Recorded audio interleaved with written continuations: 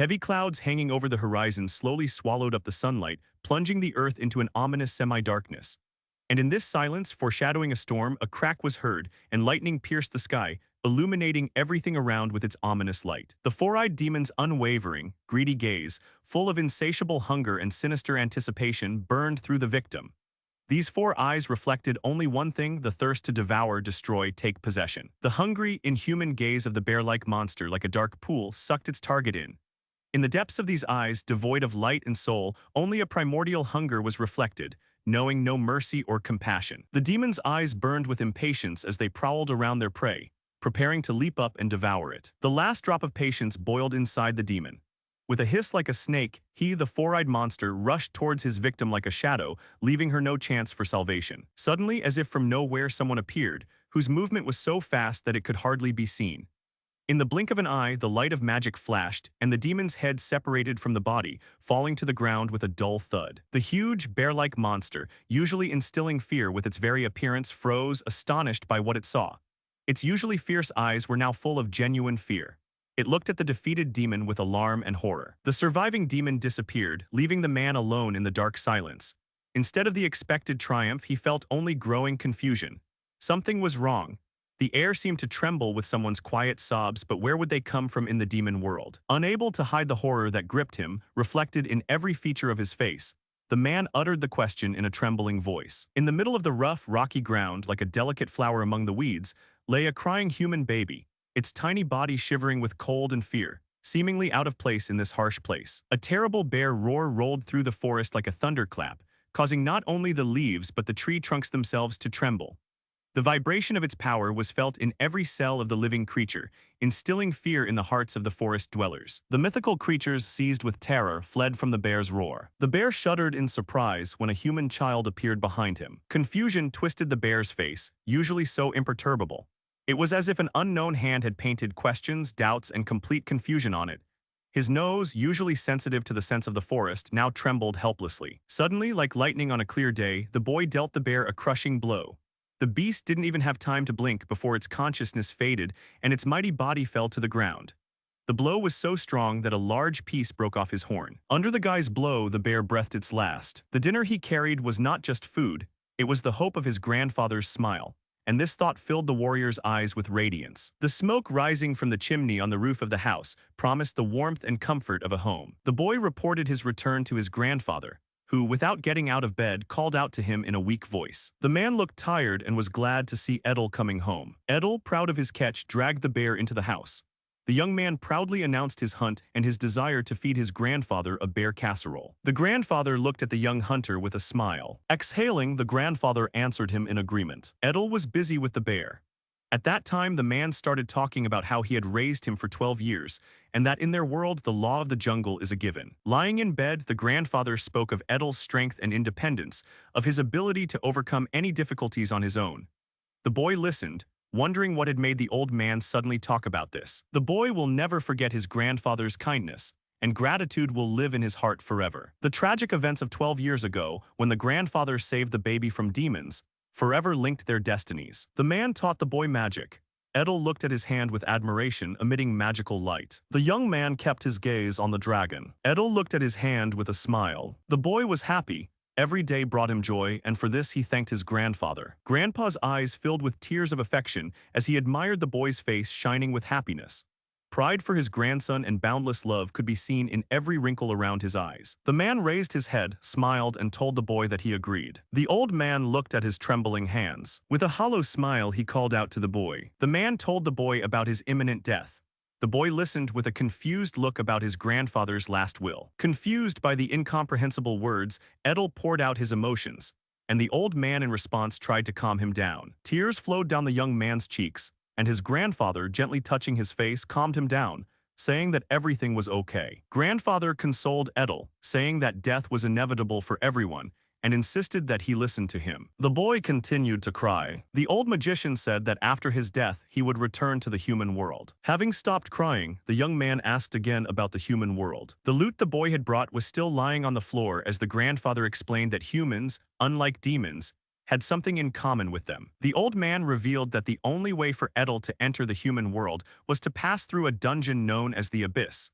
which led to the demon world. The grandfather, with concern on his face, said that although this was a difficult test, the boy would cope with everything. The man gave the young man a compass with a letter. Clutching the compass in his hand and not taking his eyes off the letter, the boy listened as his grandfather instructed him to follow this compass into the dungeon. The grandfather told the boy that the letter was addressed to Maribel, Ramirez's best student, that is, to himself. He also added that she was famous in the human world, so finding her would not be a problem. The crackling of the fireplace eased the tense atmosphere in the house. Ramirez, with confidence in his voice, said that he trusted her to take care of the boy. And after a cough overtook him, the boy called out to his grandfather. The boy's eyes reflected pain and tears as he looked at the teacher. Grandfather's cane rested against the wall. The old man declared that the boy had thanked him enough for everything, but in his opinion, the true gratitude should be addressed to Eder. Having said his last words of gratitude, the grandfather passed away. Eder cried, clutching the sheets, barely holding back his sobs.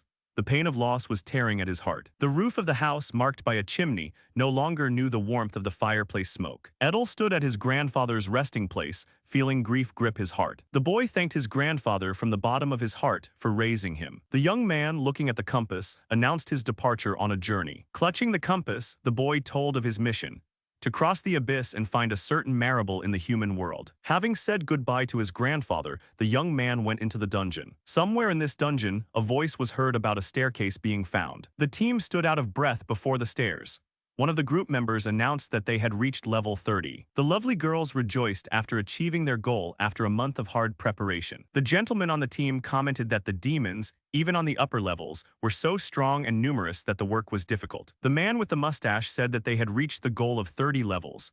But when it came to food and supplies, they were at the limit. The guy standing next to the girl from the team asked how many levels there were in total. The team, exhausted, discussed the upcoming difficulties. Someone's voice mentioned the 4 who had reached level 50, but most only sighed longingly for the remaining 20. The boys couldn't believe that even the 4 heroes hadn't reached the lowest level yet. At that moment, a silhouette of a mythical bird appeared behind a rock in the dungeon. The girl in the hat was burning with curiosity, wanting to know what was hidden at the bottom of the cave. Step by step, climbing up, the girl spoke of the dark legends that connect this place with the demonic kingdom. Suddenly, a large shadow looms over her. The two-headed bird demon, radiating terror, fell upon the girl in the hat, forcefully slamming her into the ground. A gasp of pain escaped her chest as she coughed. Stunned by the sudden blow, her face contorted in agony. The dark-haired girl called out to Tia, while the guy standing next to her was shocked by the quick attack. The presence of the mythical two-headed bird caused the team to freeze in inaction. Taking a battle formation, the team drew their weapons. Their demand is the release of the girl, wanting to destroy the demon. A hand emitting a magical glow. Eder cast a spell. With a powerful spell, the boy beheaded the demon. The powerful smoke whirlwind created by Eder's spell nearly knocked the warriors from the team off their feet, while the demon's headless body fell to the ground with a crash. The boys watched what happened in confusion. The shocked guy tried to understand who else, besides them, could have wandered into this place. Eder cast a questioning glance, wondering if the new arrivals were human. Eder waved his hand to get attention, but a guy from the team interrupted him, ordering him to stay where he was. When the guy asked if he was alone, the young man looked back questioningly and confirmed that he was. The young man couldn't believe that someone had gotten all the way here alone. The guy thought it necessary to say that this was the 30th floor, to which the boy responded with a simple confirmation that this was clear to him. The team was shocked to learn from the young man that there were still 30 floors ahead. The boy continued waving towards the company. The man with the mustache, looking at the boy, asked the boy who he was. In response, the boy asked with some disdain whether he thought that he was the only one who had risen from the very bottom. In the young man's eyes there burned a desire to move forward, towards the world of people. With clenched fists, the boy resolutely rushed forward, into the very abyss. Sharp stalactites dotted the roof of the cave. The stalactites stretching downwards against the backdrop of the abyss resembled someone's fangs. Eder's blast of magic scared away all the demons at the exit. After leaving the cave, Eder breathed a sigh of relief. He had finally reached the surface. Watching the demons flee, the young man noticed that she was getting weaker with each step they took upward. A strange place. His eyes sparkled as he looked at the world of people, and he said with admiration that this is what this world of people is like. The young magician, leaning one hand on his side, stood against the backdrop of a dungeon that went down 60 floors. The young man looked around the landscape of the human world with delight, finding it much greener and more beautiful than the demon world. Eder, looking at the mountain peaks and holding in his hands a letter addressed to Maribel, said that now, in the world of people, His main task is to find this mysterious girl. A castle was visible behind the snow-capped mountain peaks. Behind the mountains, there was a school that looked like a castle. School of Heroes of the Kingdom of Rhodes. The woman proudly announced that this year they had managed to form another outstanding group of students. A sign on the wall that says the school principal. A girl with glasses stood behind a woman who expressed hope that they would raise new heroes. Mountain peaks. In the dense forest, among the thickets of tall bushes, a beast resembling a cat hid, and its gaze was riveted to the thicket. The silence was broken by a sudden movement, causing the animal to recoil in surprise. Edel ran through the forest and thought about how the mountains in the human world did not have the ability to move. Looking into the distance with a smile, the boy thought about who is this Maribel and where is she. Clutching the letter in his hand, the boy turned to a mustachioed passerby, asking about Maribel.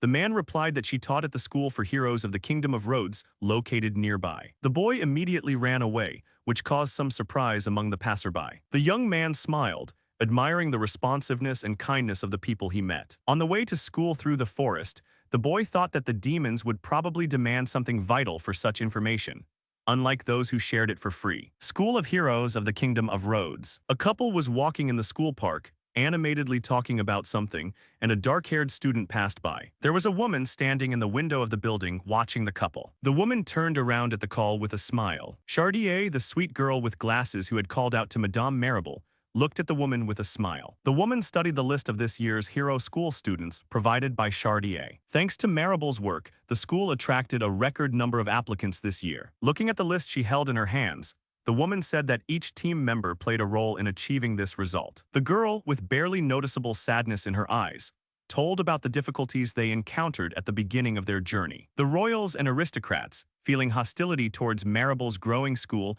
constantly voiced their disapproval. The girl, with her eyes closed, noted that the situation had changed dramatically, and now even those who had previously criticized the school trust it with their children. To this, the woman responded that there were still many problems as before. The girl asked if the problems they were talking about were the result of disagreements and clashes between the common people and the nobles.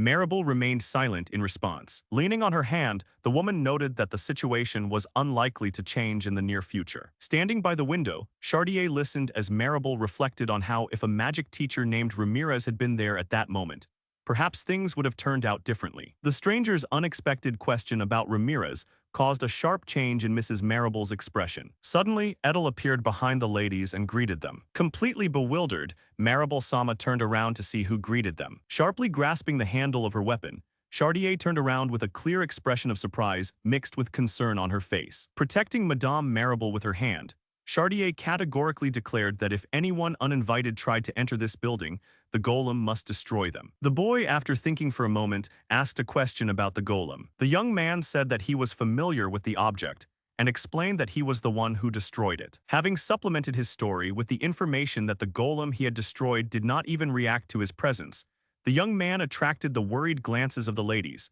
who were alarmed by this fact. Thinking about the utmost importance of protecting Lady Maribel, the girl concentrated and, while speaking the necessary words, cast a powerful enchantment on the blade of her katana. Having concentrated her magical energy to the maximum and filled the spell with extreme power, Chartier prepared for a swift attack. Showing unyielding determination, the girl pointed the tip of the katana straight at Edel. The young man awaited the girl's impending attack without flinching. The boy dispelled the attack that was coming towards him. Madame Maribel and Chartier were so shocked by what they saw that they were speechless. The girl continued to protect Mrs. Maribel, shielding her with her hand. The young man looked at them with slight concern, assuming that they saw him as a threat. To stop the brewing conflict, Edel intervened and stated that his visit was connected with the delivery of a letter addressed to Mrs. Maribel. Mrs. Maribel asked if the letter was really for her, but Chartier, expressing extreme concern, blocked her and warned that this boy represented a great danger. Without moving, the boy held the letter in his hand, watching as the woman expressed her confidence that he posed no danger and expressed a strong desire to become familiar with the contents of this message. The woman took the letter in her hands to read it. She looked at him in surprise. Leaning on her hand, Maribel sighed and said that it had been over 20 years since she had heard from her teacher, Ramirez, adding that she had not considered the possibility of his absence due to going to the demon world. Clutching her head, Maribel muttered that it turned out that Ramirez had indeed crossed the abyss. Breaking off her train of thought, she suddenly raised her head and asked everyone to wait, saying that she needed a minute. The boy looked at the woman, a question in his eyes when she asked where he heard the name Ramirez. Conical roof against the sky. Sitting down at the table and placing the letter in front of her, Ramirez's student thoughtfully said that it meant that her teacher was involved in raising this young boy in the demon world. Thinking back over the image of her teacher, she asked how her mentor's life had ended. Remembering the teacher's words, the young man chuckled quietly with sadness and said that he had promised him his support and protection, even after death, watching over him from heaven. With a soft exhale, Maribel confirmed that she understood him. Clutching the letter, the director muttered quietly, as if addressing the absent Ramirez, that he had obviously entrusted her with the care of the boy. Expressing some confusion, Eder asked what was required of him next, since all he had been told was to deliver the letter to its destination. Rising from her chair, she confirmed the boy's words. Extending her hand to the boy, Maribel felt confident that her mentor had already considered such a possibility, and suggested that the young man enroll in their educational institution. As soon as the young man mentioned school, Chartier interrupted him with an angry question about what the director was saying and how she could allow this. With a gloomy expression on her face, the woman patiently listened to a stream of reproaches from the maiden, who said that she did not know the young man at all and was perplexed as to how she could accept him into the school without exams. Having stopped Chartier's discontent, Maribel explained that the young man was exempted from taking the exams by her decision, and that she guaranteed his freedom and recognized his abilities. The girl agreed because that's what the director wanted. Eder looked at the headmaster's hand on his shoulder. The woman said that she wanted to train future heroes like him at this school.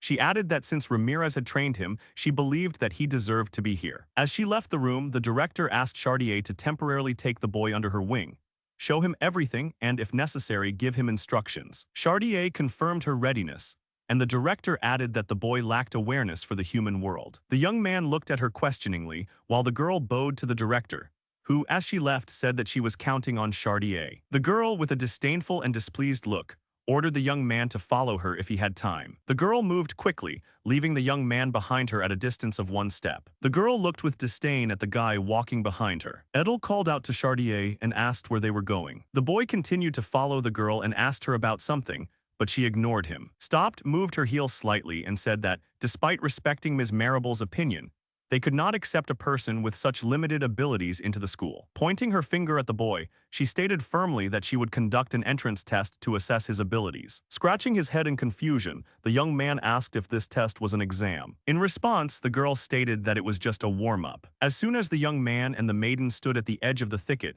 at that very moment, a flock of crows flew out of the forest. After looking at the young man, the maiden announced the beginning of the task. Looking at her watch, the girl said that it was exactly 3 o'clock. She outlined the task, which consisted of going through the forest and reaching the opposite side within the allotted hour. The boy seemed to doubt that the path lay only through the forest, but the girl remained silent. After a pause, she insisted that this should not be underestimated. She explained that the journey, even by carriage on flat terrain, would take 3 hours, and there was a risk of getting lost, as well as the danger of being attacked by numerous predatory animals. The girl said that if he is not strong enough, it will be difficult for him to complete it in 1 hour. The boy watched Chartier as she suggested that if he was physically fit enough to skip the exam, then completing the assignment should not be difficult. Approaching the forest, the girl announced that she would be the first to set off on the journey. With a sly grin on her face, she suggested that if he followed her, he might feel better. After a short pause that hung in the air, she announced the start of the test by pushing off the ground with her foot. The girl rushed off, leaving the guy at the start. Her confidence radiated as she made her way through the thick forest. The inhabitants of this forest were going to attack the girl. Chartier, using magic to push everyone away from her,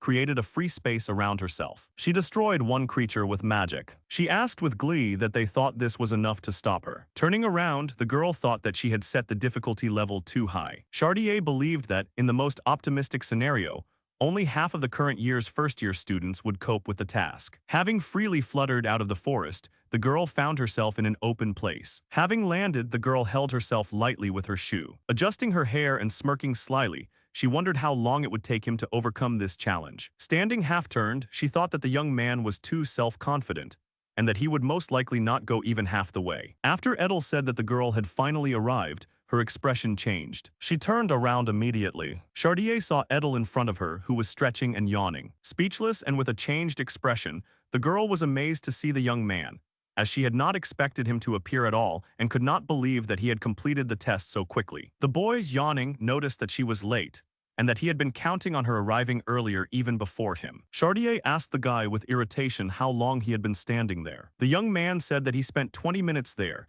which caused the girl to cry out in surprise and disbelief, and she asked again if he was joking when he said 20 minutes. The boy casually remarked that he had expected more difficulty, but the girl objected that this was impossible. The guy doubtingly pointed his finger at the girl in which direction she should look. Chartier looked in surprise. To while away the time waiting for Chartier, Eder painted a huge mythical tiger demon on the ground. The boy smiled and held the branch he was drawing within his hand, while the girl watched in surprise. The boy closely followed the development of events, observing the girl, who, despite everything, continued to remain skeptical about the guy's words. Chartier's distrust of the boy's words was obvious.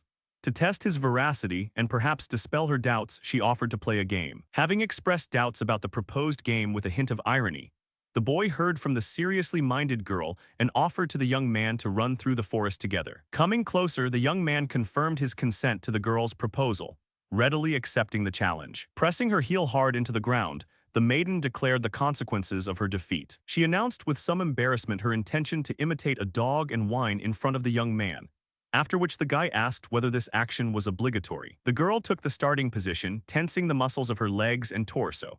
A deep breath filled her lungs and she mentally checked the readiness of her body, the correct position of her feet, the tension in her muscles, the rhythm of her breathing. She was ready to run. After the start was announced, the guy instantly rushed forward with incredible speed. She was in complete confusion. Her mind refused to accept what had happened. As if in a fog, she tried to grasp the essence of what had happened, but in vain. The events eluded her understanding. The girl, trying to run, began to understand. The blurry silhouette of a young man that flashed ahead became confirmation for the girl that she would not be able to catch up with him. Out of breath, she fell to the ground. While the boy was jubilant at the castle, his victory was in sharp contrast to the state of Chartier, who sat on the ground out of breath. Her tired look was accompanied by an ironic question about whether they had managed to reach the castle this time. With her hands on her lap, Chartier spoke of her lost promise. The girl, embarrassed by the situation, said that from now on she would imitate a dog. The guy reluctantly, with a slight feeling of awkwardness, said that this should not be done. The girl objected that this would not do. Chartier, expressing some embarrassment, explained that the need to fulfill this promise was dictated by her professional ethics, since failure to do so would make her a bad teacher. Looking down, the girl began to bark. Despite the sweat pouring down her body from running, the girl continued to bark. Chartier sat on her knees, her hands resting on the ground. The maiden barked and looked up, thinking that this was the real humiliation. The thought of the impossibility of what was happening was combined with relief that her current appearance was hidden from the eyes of teachers and students. She was worried about the thought that she might suddenly be seen like this. A look of shame appeared on Chartier's face, indicating her distress. The situation left Eder at a loss as to what to do. Eder remembered the crow that was always circling above them. Profile of a crow. The boy looked at the crow, wondering if it was possible that this bird was Maribel's messenger. A magic ball in which the silhouette of a young man was reflected. Maribel, using the raven as a lookout, watched the boy and Chartier. What she saw surprised her. The woman, while manipulating the magic ball, reported that she had sent a messenger to observe the boy and Chartier, because she knew about the girl's potentially predictable behavior. Looking at the letter, the woman mentioned the name of her mentor. Continuing to monitor the boy with the help of the ball, she noted that Mr. Ramirez left behind an unusual child. Maribel saw Chartier barking in the ball. Slightly embarrassed, Mrs. Maribel said she would pretend she hadn't seen any of it. A sign called the school principal. Greeting them, Maribel asked if they were familiar with the school, while Chartier looked down silently, dejected. The girl shuddered at the director's words. The girl was very sorry that she didn't have time to show the boy the school. She gave the boy a look that was barely perceptible in contempt, her thoughts occupied by the fact that she had not expected to meet such a powerful opponent, considering his life in the demon world. Considering that even the 4 heroes couldn't enter the demon world, Virgo wondered about the power of the inhabitants of this world. The principal told the boy that she had enrolled him in school anyway. Hearing that he would now be living in a student dormitory, the boy could not hide his joy and his face broke into a smile. Speaking about the student dormitory, the woman emphasized that each course has its own building. The director led the boy around the dormitory and said that all first-year students, boys and girls, live here. Maribel noted that no matter your status or position, everyone has the same room size. Opening the door, the woman told the young man that this was now his room. A classic room with a bed in the middle and a nightstand to the left of the bed. Maribel explained that while it may seem like the space is just for sleeping, It actually has plenty of entertainment and amenities. Approaching Edel's next door, she said that she would like to introduce her to a girl. The woman pulled the door handle and said that she knew Alice was in the room. Seeing the door open, the young lady said, "Grandma." Jumping up from her chair, she told her grandmother not to enter without permission. The sweet girl stood shyly while her grandmother introduced Alice to the young man, saying that she was her granddaughter. The woman pointed out the boy to the girl and said that he had just been transferred to the School of Heroes and asked her to look after him.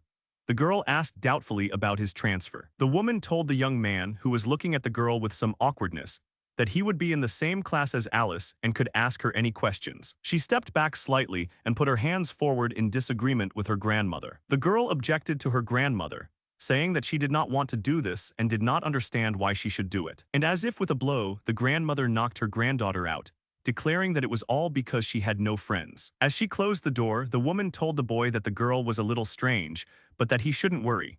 The girl responded that she hadn't finished talking yet. The girl clutched her head and wondered why the guy had been left in her care. Embarrassed, the young man said that, although he did not understand what was happening, he was glad to meet her. The girl exhaled, saying that there was nothing that could be done. She pushed her chair back and said that she would be in the next room, and if he had any problems, he should knock on the door. The girl was holding a book when the guy asked that there was something else he should ask her about. He looked at the girl and asked what a friend was. Sitting on a chair, the girl said that this was a rather strange question. The girl explained that a friend is someone he is close to which the guy replied that it turned out that his late grandfather was his friend. The girl explained that it was more about family, adding that when he starts going to school, he will immediately have friends. To which the guy said that Alice doesn't have any friends, to which the girl looked at him with some anger. The girl got angry at the guy and kicked him out of the room. Walking up to the door and tugging at the handle, the guy wondered why she was so angry. Standing at the threshold of his room, the young man said that the room was so small and the security was too weak. Night had fallen, the sky was strewn with stars, and the boy, thinking in his room, noted that with such a number of residents in the dormitory, the losses would be horrific. The boy looked at his hand and said that just in case, he would have to change something here. The young man stands in a magic circle. Bursts of magic. Wiping his forehead, the young man said with a sigh that that was all for now. There were magic spells on the shelf, walls, and door.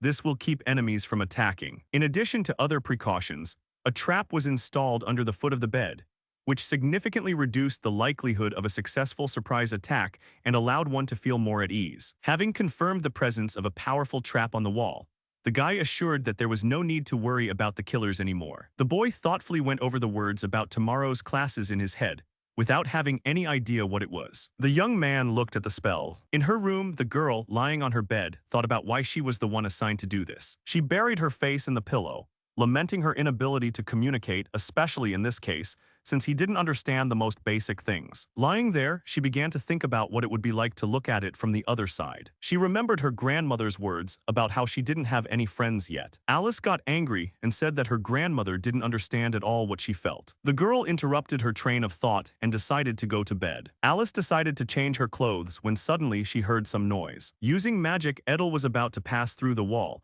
but first he wanted to ask an additional question. Halfway through the wall, he asked why she was undressing. The surprise scared the girl so much that she covered herself with her hands out of embarrassment. With one hand, she began to gather a cloud of magic in her palm. Calling Edel bad, she attacked him with her power, to which the guy was also shocked. Alice's attack with maximum power was flying towards the young man. With just one hand, he dispersed this stream. She was shocked that he managed to block her attack. Sitting on the bed, she covered herself with her hands and asked how he got there, although the guy warned that he knocked. Alice grabbed the blanket and hid under it, asking the boy not to look.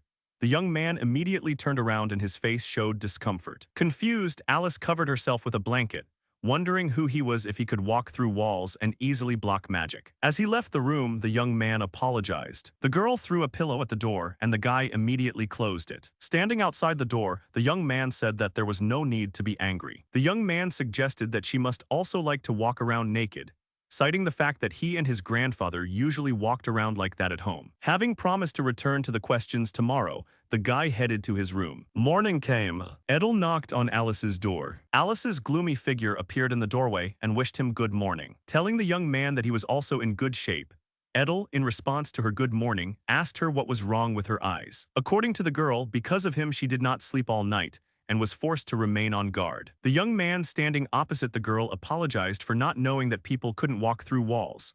The girl exclaimed because it wasn't that easy. The boy, thoughtfully scratching the back of his head, explained that in the demon world this was considered the norm. She folded her hands calmly and didn't deny the possibility that this was a normal thing in the demon world. Having said that this was the point, she suddenly exclaimed. The girl warned the boy not to tell anyone about this. The boy asked why. Alice stressed the importance of following her instructions to avoid trouble. The girl, walking ahead, promised the young man that on the way to class she would explain to him what these very classes were. Alice told Eder that the school for heroes lasted 6 years, and now the first year had begun.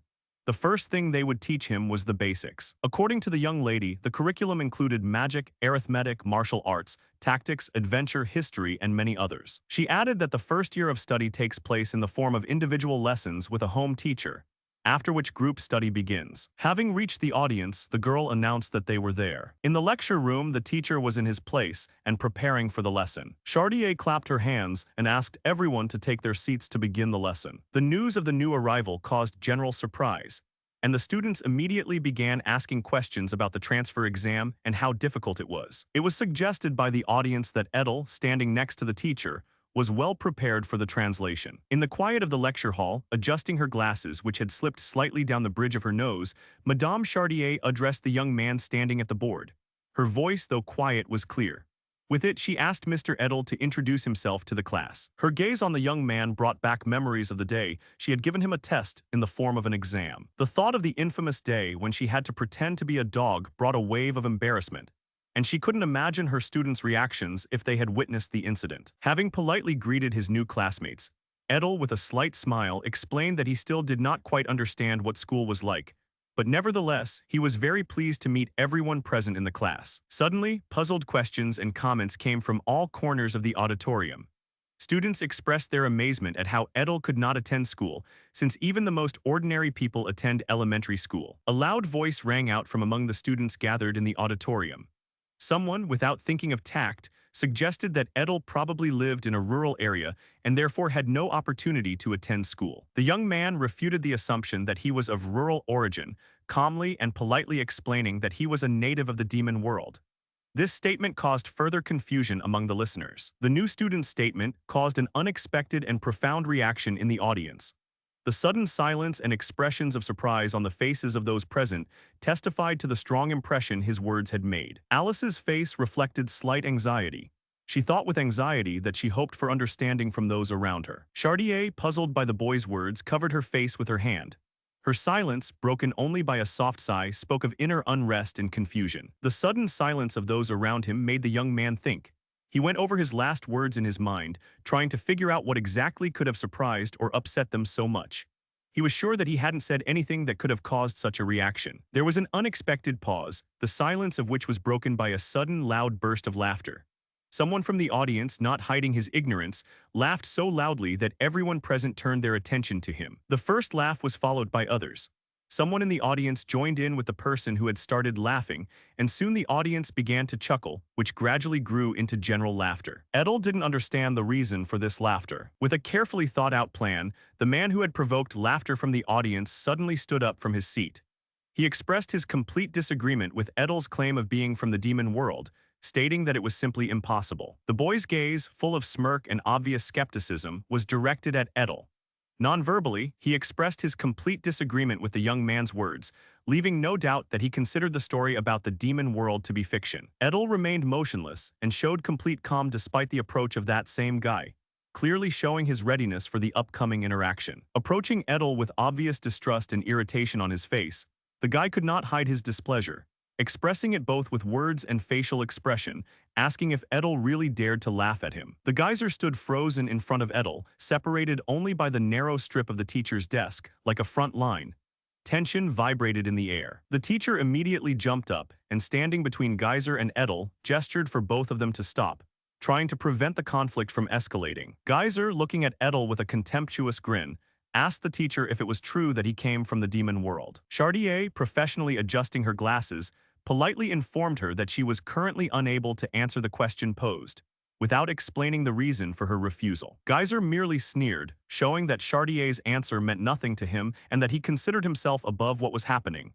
His sneer was blatantly disrespectful. Geyser smiled and, heading to his seat, said that in that case he would sort out the situation himself. Looking towards the young man, the girl said that there was a free seat next to Alice and that he could sit there. The line of her outstretched arm, ending with her index finger, was aimed straight at Alice. Hearing from Alice that he was attracting attention to himself, the young man looked at her in confusion, as if not realizing his peculiarity. As a warning, she advised Edel to stay away from Geyser. Clutching a book in her hands, Chartier began her teaching duties, beginning the lesson. Chartier explained that the development of the Kingdom of Rhodes was due to the activities of the nobility, and singled out Gilzerin as one of the most influential people of the time. The young man sat looking blankly at Chartier, not having the slightest idea what she was talking about. Anticipating possible questions, the girl handed the book to the young man, explaining that she did not intend to waste time on explanations later. Winking, the girl said that it was a regular textbook for consolidating knowledge, which would help him understand the essence of things, presenting information in an easy and relaxed manner. While the young man was turning the textbook given to him by the girl in his hands, Alice, frowning slightly, asked if he could read, wanting to understand whether he would be able to understand the material on his own. Putting his hand to his face as if concentrating, the young man replied that his grandfather had taught him a special method that allowed him to read automatically, meaning something beyond ordinary reading. Intrigued by the young man's words, the girl asked what this unusual technique was, and added that she had never encountered anything like it before. With his fingers spread, the young man became a conduit for magic.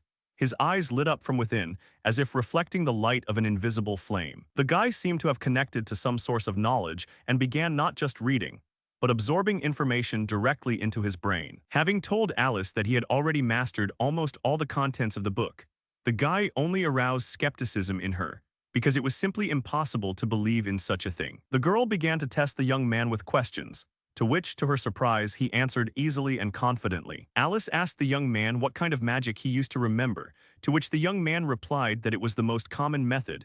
But the girl, however, objected that this was, in fact, quite unusual. As soon as Chartier announced the end of the lesson, the children left the classroom without delay, anticipating the break. Sitting at the table with Edel while the boy was busy reading, Alice wondered how long he would continue reading. Time passed unnoticed, enough for the view of nature outside the window to change. It was now the afternoon, the time when most of the work was already behind us. Chartier apologized to the students and announced that she would be conducting the martial arts lesson on her own, explaining that she had an urgent matter that required immediate attention. Holding a heavy iron sword in his hands, the boy stated that using such a weapon for training carries a real threat to life and health. Edel heard a female voice, soothingly saying that the academy had excellent doctors who could heal even the most serious injuries. Observing the rules of decency, the girl smiled warmly at the young man and said words of greeting. Introducing herself as Tina, the girl looked at the guy with a very bright smile. The young man felt a little confused when Tina asked him about the possibility of sparring together, as he did not expect such a proposal. The young man, not expecting this, asked again if they were talking to him, to which the girl said that he saw someone else in front of him. The girl, energetically waving her sword, looked around at those around her, as if looking for a worthy opponent for a duel. Thrusting her sword into the ground, she said with annoyance that routine training usually didn't hold any interest for her. After Edel's origins from the demon world were revealed, she looked at him intently and spoke words that sounded like a challenge. Looking the guy in the eye with defiance, the girl challenged him, offering to fight in a duel, demonstrating her courage and confidence in her abilities. The young man, holding the sword in his hands, thought, because his weapon was in subspace, should he measure his strength with his opponent? The young man remembered Maribel's words about the need to be gentle and delicate with his students if it came to sparring. Unlike the more experienced fighters, the young man stood sideways, holding his sword slightly uncertainly. While the others were enthusiastically discussing Tina's upcoming sparring match with some stranger, Alice, turning away towards Edel, was lost in her own thoughts, not getting involved in the conversation at all. Taking a position opposite Tina, Edel told her that she was free to attack him at any time without warning. A flame of excitement flared in Tina's eyes as she looked at Edel and said with a slight grin that he was too self-confident, as if hinting that such self-confidence could turn against him. Here she pushed off the ground with her foot and quickly rushed to attack the young man. She suddenly jumped up and announced on the run that she would probably start, making it clear that she had no intention of delaying and would get straight to the point. With incredible speed, Tina circled around Edel, found herself behind him and immediately swung her sword, demonstrating her agility and speed. A spectator watching the fight commented that Tina really is not that easy to spot, hinting at her speed and ability to remain unnoticed. Tina was filled with self-confidence, and she was absolutely sure that she would only need one blow to defeat this boy, demonstrating her arrogance. Surpassing Tina in speed and skill, Edel instantly countered her surprise attack from behind, leaving her completely confused. The black-haired girls watching the sparring were shocked by such an unexpected turn of events,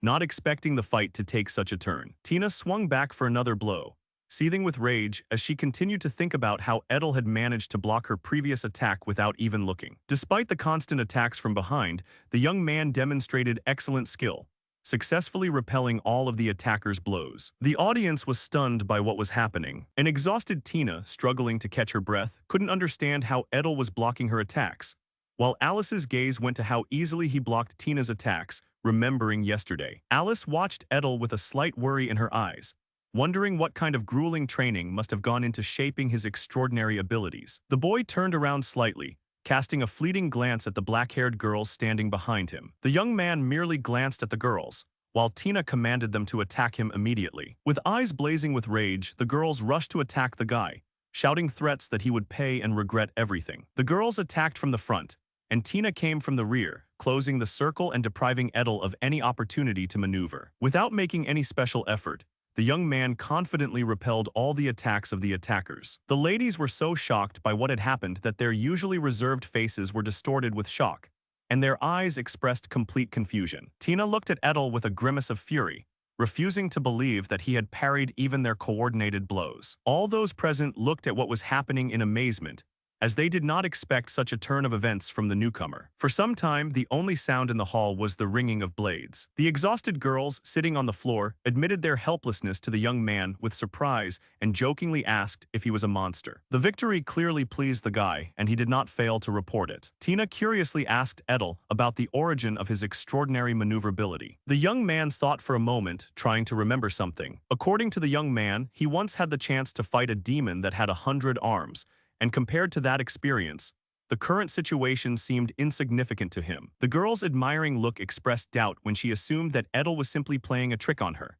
The young man, however, assured her that his story about the demon world was the pure truth. Alice watched what was happening with concern, while Tina, without wasting any time, invited the young man to join them for a cup of tea to get to know each other better. The other girls who had participated in the battle joined Tina, expressing a desire to get to know the young man better. Suddenly, Geyser called out to Edel, contemptuously calling him a demon, emphasizing his demonic origins in a humiliating manner. Looking at Geyser with poorly concealed hostility, the girl listened to his words, imbued with self-confidence, about how Edel's demonic origin delighted all the girls, because maidens love that kind of thing. With a hint of irony and a barely noticeable mockery in his voice, Geyser stated that, of course, he also dreamed of being in the demon world, as if questioning the value of this desire. With contemptuous grins on their faces, Geyser's retinue, as if echoing his thoughts, began to ridicule the young man, hinting that in any case they were talking about his backwater village. Not allowing Geyser to continue his insults, Tina firmly placed her hand on Edel's shoulder as if protecting him, and firmly stated that he had to stop, as even for a nobleman this was too much. Geyser, with a smug smile, declared that he disliked Edel with the utmost distaste.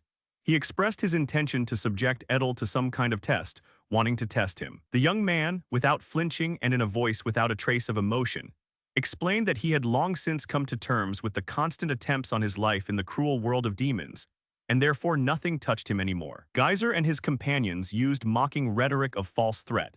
Through sarcastic references to the danger he supposedly posed, they demonstrated a complete lack of respect for his position. Tina, speaking about his origin, emphasized that he comes from a legendary dynasty of swordsmen, whose name has long been associated with fencing mastery.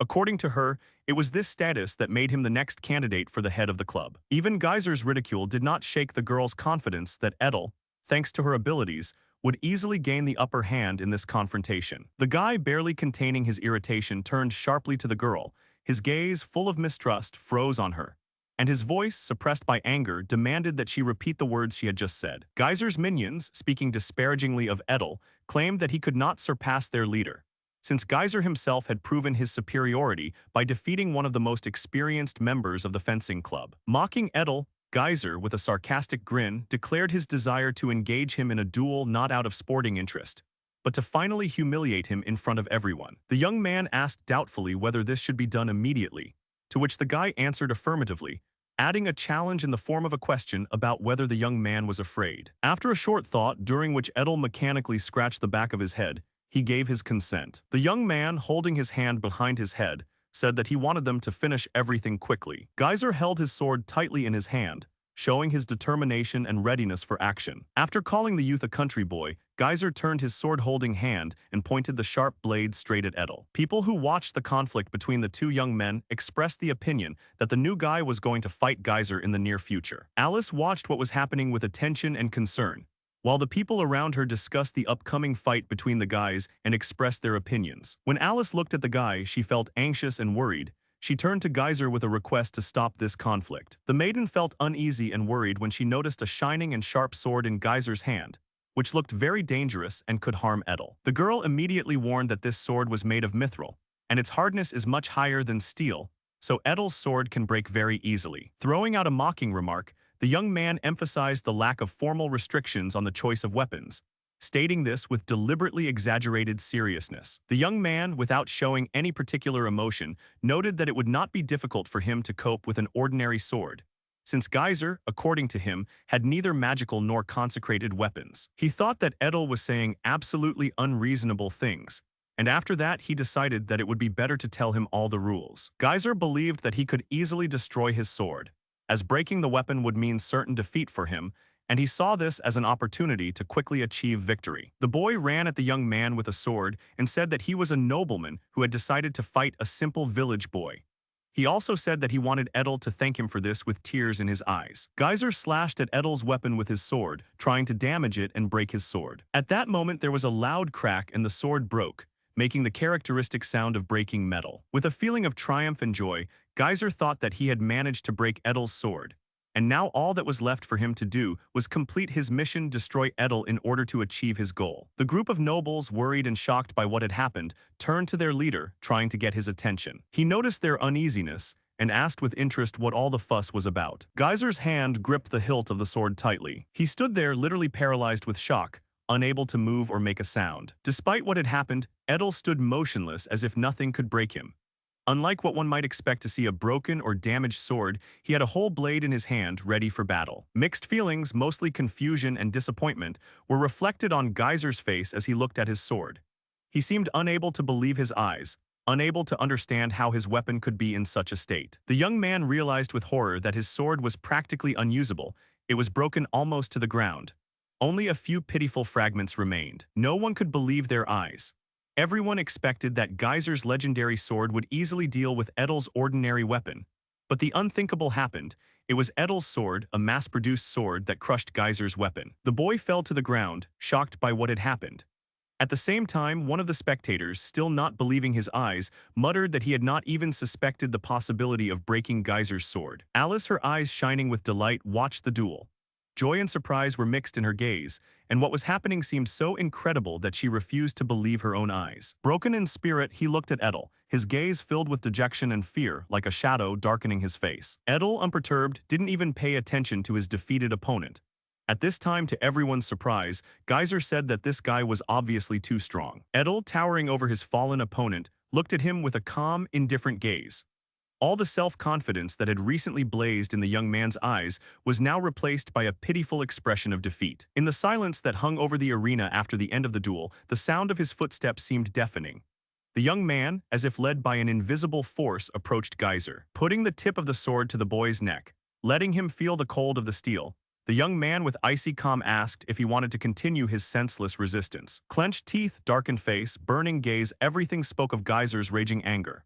At the same time, he continued to sit helplessly on the floor, feeling humiliated. Without showing the slightest sympathy, Edel reflected on the fact that the fight had barely begun and his opponent had already surrendered. Staring at Geyser's face, distorted with rage and unwilling to admit defeat, the young man involuntarily compared this situation to the cruel world of demons. There, such weakness of spirit was punished by immediate death. Clenching his fists until his knuckles turned white, leaving deep scratches on the ground, the guy finally admitted his defeat, which seemed to have come at the cost of incredible effort. Edel animatedly told the guy that he had finally admitted his defeat. The girls immediately ran up to the young man and began to tell him in turn that he had done a great job, and had won an incredible victory. A group of people immediately crowded around Edel and, looking after the departing geyser, said that he was defeated with such a weak sword, and that they did not expect at all that he would stoop to such cheating. His confidant called out to him, his voice filled with concern and some fear. Geyser, leaving in a bad mood, rudely pushed the guy away and demanded that he not interfere with his passage. While the worried henchman and the angry Geyser ran out of the hall, Tina, on the contrary, watched their retreat with a satisfied smile. Gently grasping Edel's hand, Tina reminded him that their invitation to have tea was still valid, despite the late hour. The dark-haired girls spoke of their desire to get to know the young man better, while Tina, her eyes shining with delight, hugged his hand. After he freed his hand from the girls, he apologized and said that he would not be able to spend time with her today as he had some business appointments. With a beaming smile, he advised them to have tea in Alice's company, which, to Alice's great surprise, left her blushing and in shock. The young man, having said at last that they would see each other later, left, and Alice and the girl remained standing in awkward silence, caused by the young man's unexpected departure and his strange proposal. Suddenly, a sharp, loud bang against the wall was heard in the student dormitory. Having vented his anger on the wall, breaking it with his fist, the guy had a hard time accepting the fact of his defeat. He was indignant that he had lost to some mere mortal, not understanding how such a thing could have happened. As Geyser examined the hole in the wall, he tried to find an explanation for what had happened. He repeated like a mantra that a normal sword could not split it, implying that there must be something else to what had happened, some hidden reason. The young man, overcome with anger, could not believe what had happened. He thought that Edel must have cheated and entered into a secret alliance with these two in order to humiliate him. It seemed to him the height of injustice. Clutching the sword tightly in his hand, the boy said with hatred that he did not intend to forgive what had happened. His words sounded like a sentence. Approaching the exit, with the sword firmly clutched in his left hand, Geyser confidently declared that he would not leave the humiliation unpunished, and would take revenge on the offender so that he would regret what he had done 10 times more. With undisguised anger mixed with disgust, he headed towards the door, which according to him belonged to Edel. Instead of a polite greeting, the guy decided to show his destructive nature and create complete chaos. He intended to start the acquaintance with disorder. Filled with anger, the nobleman slashed his sword at Edel's door as if he wanted to destroy everything in his path. The door shattered into pieces, unable to withstand the furious attack. After entering the room, he turned towards the closet, carefully examining the room. Judging by his haughty tone, he considered the room beneath his dignity. So with poorly concealed disgust, he reported that it was extremely uncomfortable here. After taking a few steps, Geyser suddenly found himself in the trap that Edel had set earlier.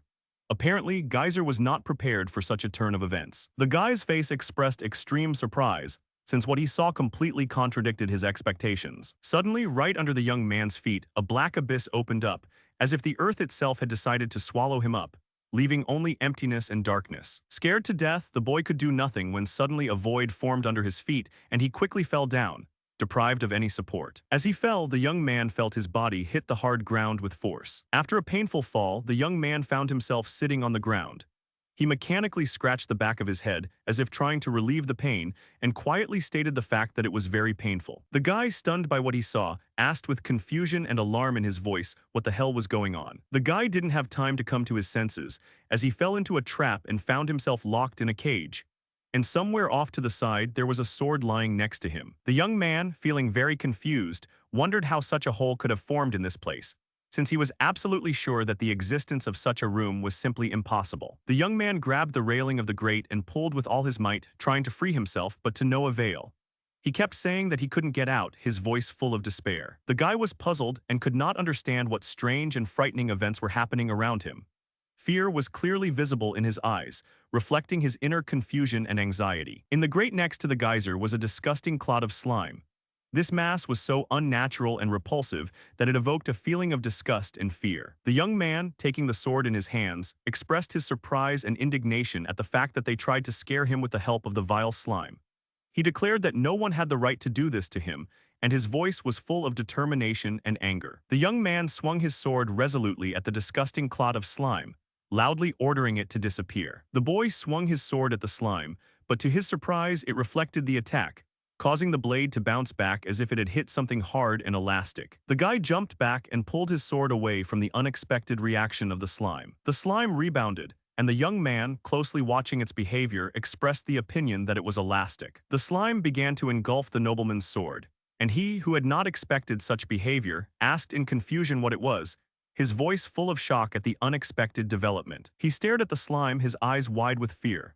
He asked what kind of slime it was, his voice shaking, betraying his inner unease and uncertainty. The slime began to absorb Geyser's sword, and he, not expecting such behavior, anxiously asked if it was really absorbing his blade. The boy, holding his left wrist in his hand, expressed confusion, asking how anyone could possibly understand what was happening. He was full of confusion and anxiety, his eyes wide open in misunderstanding of the situation. Suddenly, Geyser heard someone's voice, which told him that it was his pet who had been with him all his life. The young man noticed a black silhouette behind the bars and, feeling anxious, asked loudly who it was. His voice was full of tension and anxiety. He tried to see the figure more clearly, but the shadow remained indistinguishable. Geyser noticed that the man who was in the room with him came into the light. Geyser saw Edel smiling before him and, expressing his surprise, asked him if it was really him. Then, with undisguised curiosity and anxiety, Geyser inquired about this room. Edel explained to Geyser that he had created this space himself. Geyser, summing up his observations, exclaimed in bewilderment, his voice full of bewilderment and shock. The young man gently stroked his pet through the bars, saying that it was a Gratoni slime, a popular pet in the demon world. His voice was full of tenderness and care as he spoke of his pet. The boy watched Edel pet the slime with caution and said that he had never heard of a pet called Gratoni before. His voice was full of confusion, his eyes carefully following Edel's every move. The young man carefully picked up his pet and noted with surprise that it was a pity that Geyser didn't know about them, since in the demon world these slimes are very popular and hardly even require eating. Geyser asked, with a mixture of envy and anger in his voice, if Edel was really in the demon world. His tone was full of tension and disbelief. His eyes narrowed with the emotions he was trying to contain. Edel, kneeling with his eyes closed, held out the stone and explained that his slime had absorbed so much adamantite that it could make his body incredibly hard. His voice was calm but confident, his movements slow and measured. When Edel said that his slime easily digested bones, Geyser was very surprised and felt a hint of fear. His eyes widened in surprise and his voice trembled with anxiety. The young man lowered his head and, with determination in his voice, noted that it would be with a possible victim. His eyes were closed and his tone was firm and confident. Edel looked at Geyser with a determined look, his eyes shining with confidence, and he said that there would be no trace left of this sacrifice. Geyser was very frightened by Edel's words and, feeling that he was finished, asked if Edel would not be jailed for this. The young man's voice trembled with fear, his eyes were wide open in horror, and cold sweat was running down his face. The young man quickly grabbed the bars with his hands and, shouting, called the guy names, asking if he really thought he was allowed to do anything.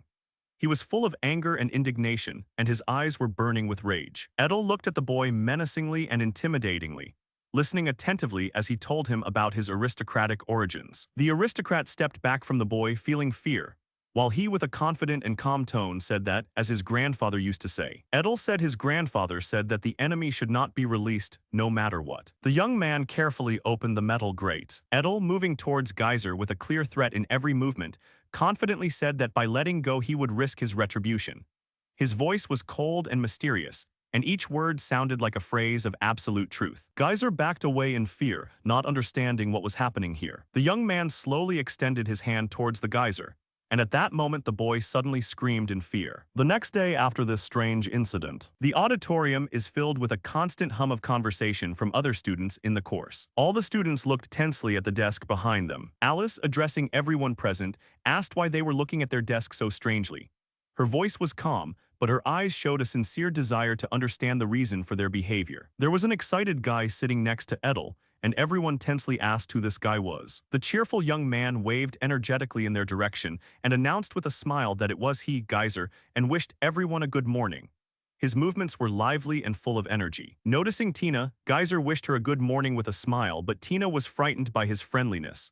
Her body tensed up, as she did not expect such a friendly greeting from him. The guy bowed to the girl and said that he wanted to apologize for his past behavior, and the girl was shocked by Geyser's new image.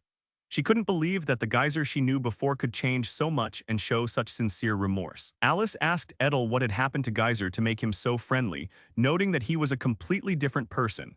Her voice was full of surprise, and her gaze was full of curiosity. Geyser told Tina that his grandfather once said that if you want to defeat your opponent, you need to tame him. Scratching the back of his head, he added sheepishly that he hoped for her friendship with him. However, Tina was most struck by the word tame. The boy enthusiastically told that he had survived only thanks to his brother, and now he was obliged to him for the rest of his days.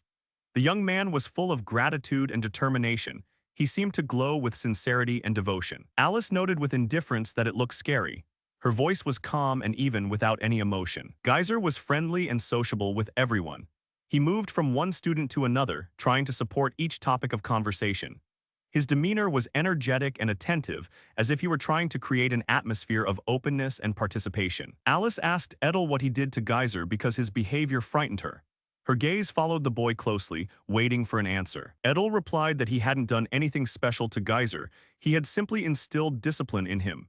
He was calm and confident, as if he wanted to emphasize that everything had happened naturally. Alice exclaimed, noticing that discipline was usually understood to mean something else. The girl's voice was full of disbelief. All this time, Madame Chartier stood at the door of the auditorium and listened to their conversation. She was focused and attentive, trying not to miss a single word. With an embarrassed smile, she admitted that this was how he made her behave like a dog. The lady's voice was full of a mixture of shame and irony, expressing the awkwardness of the memories. When the bell rang, marking the end of the lesson, someone said with relief that it was finally over. Edel was asked what club he planned to join.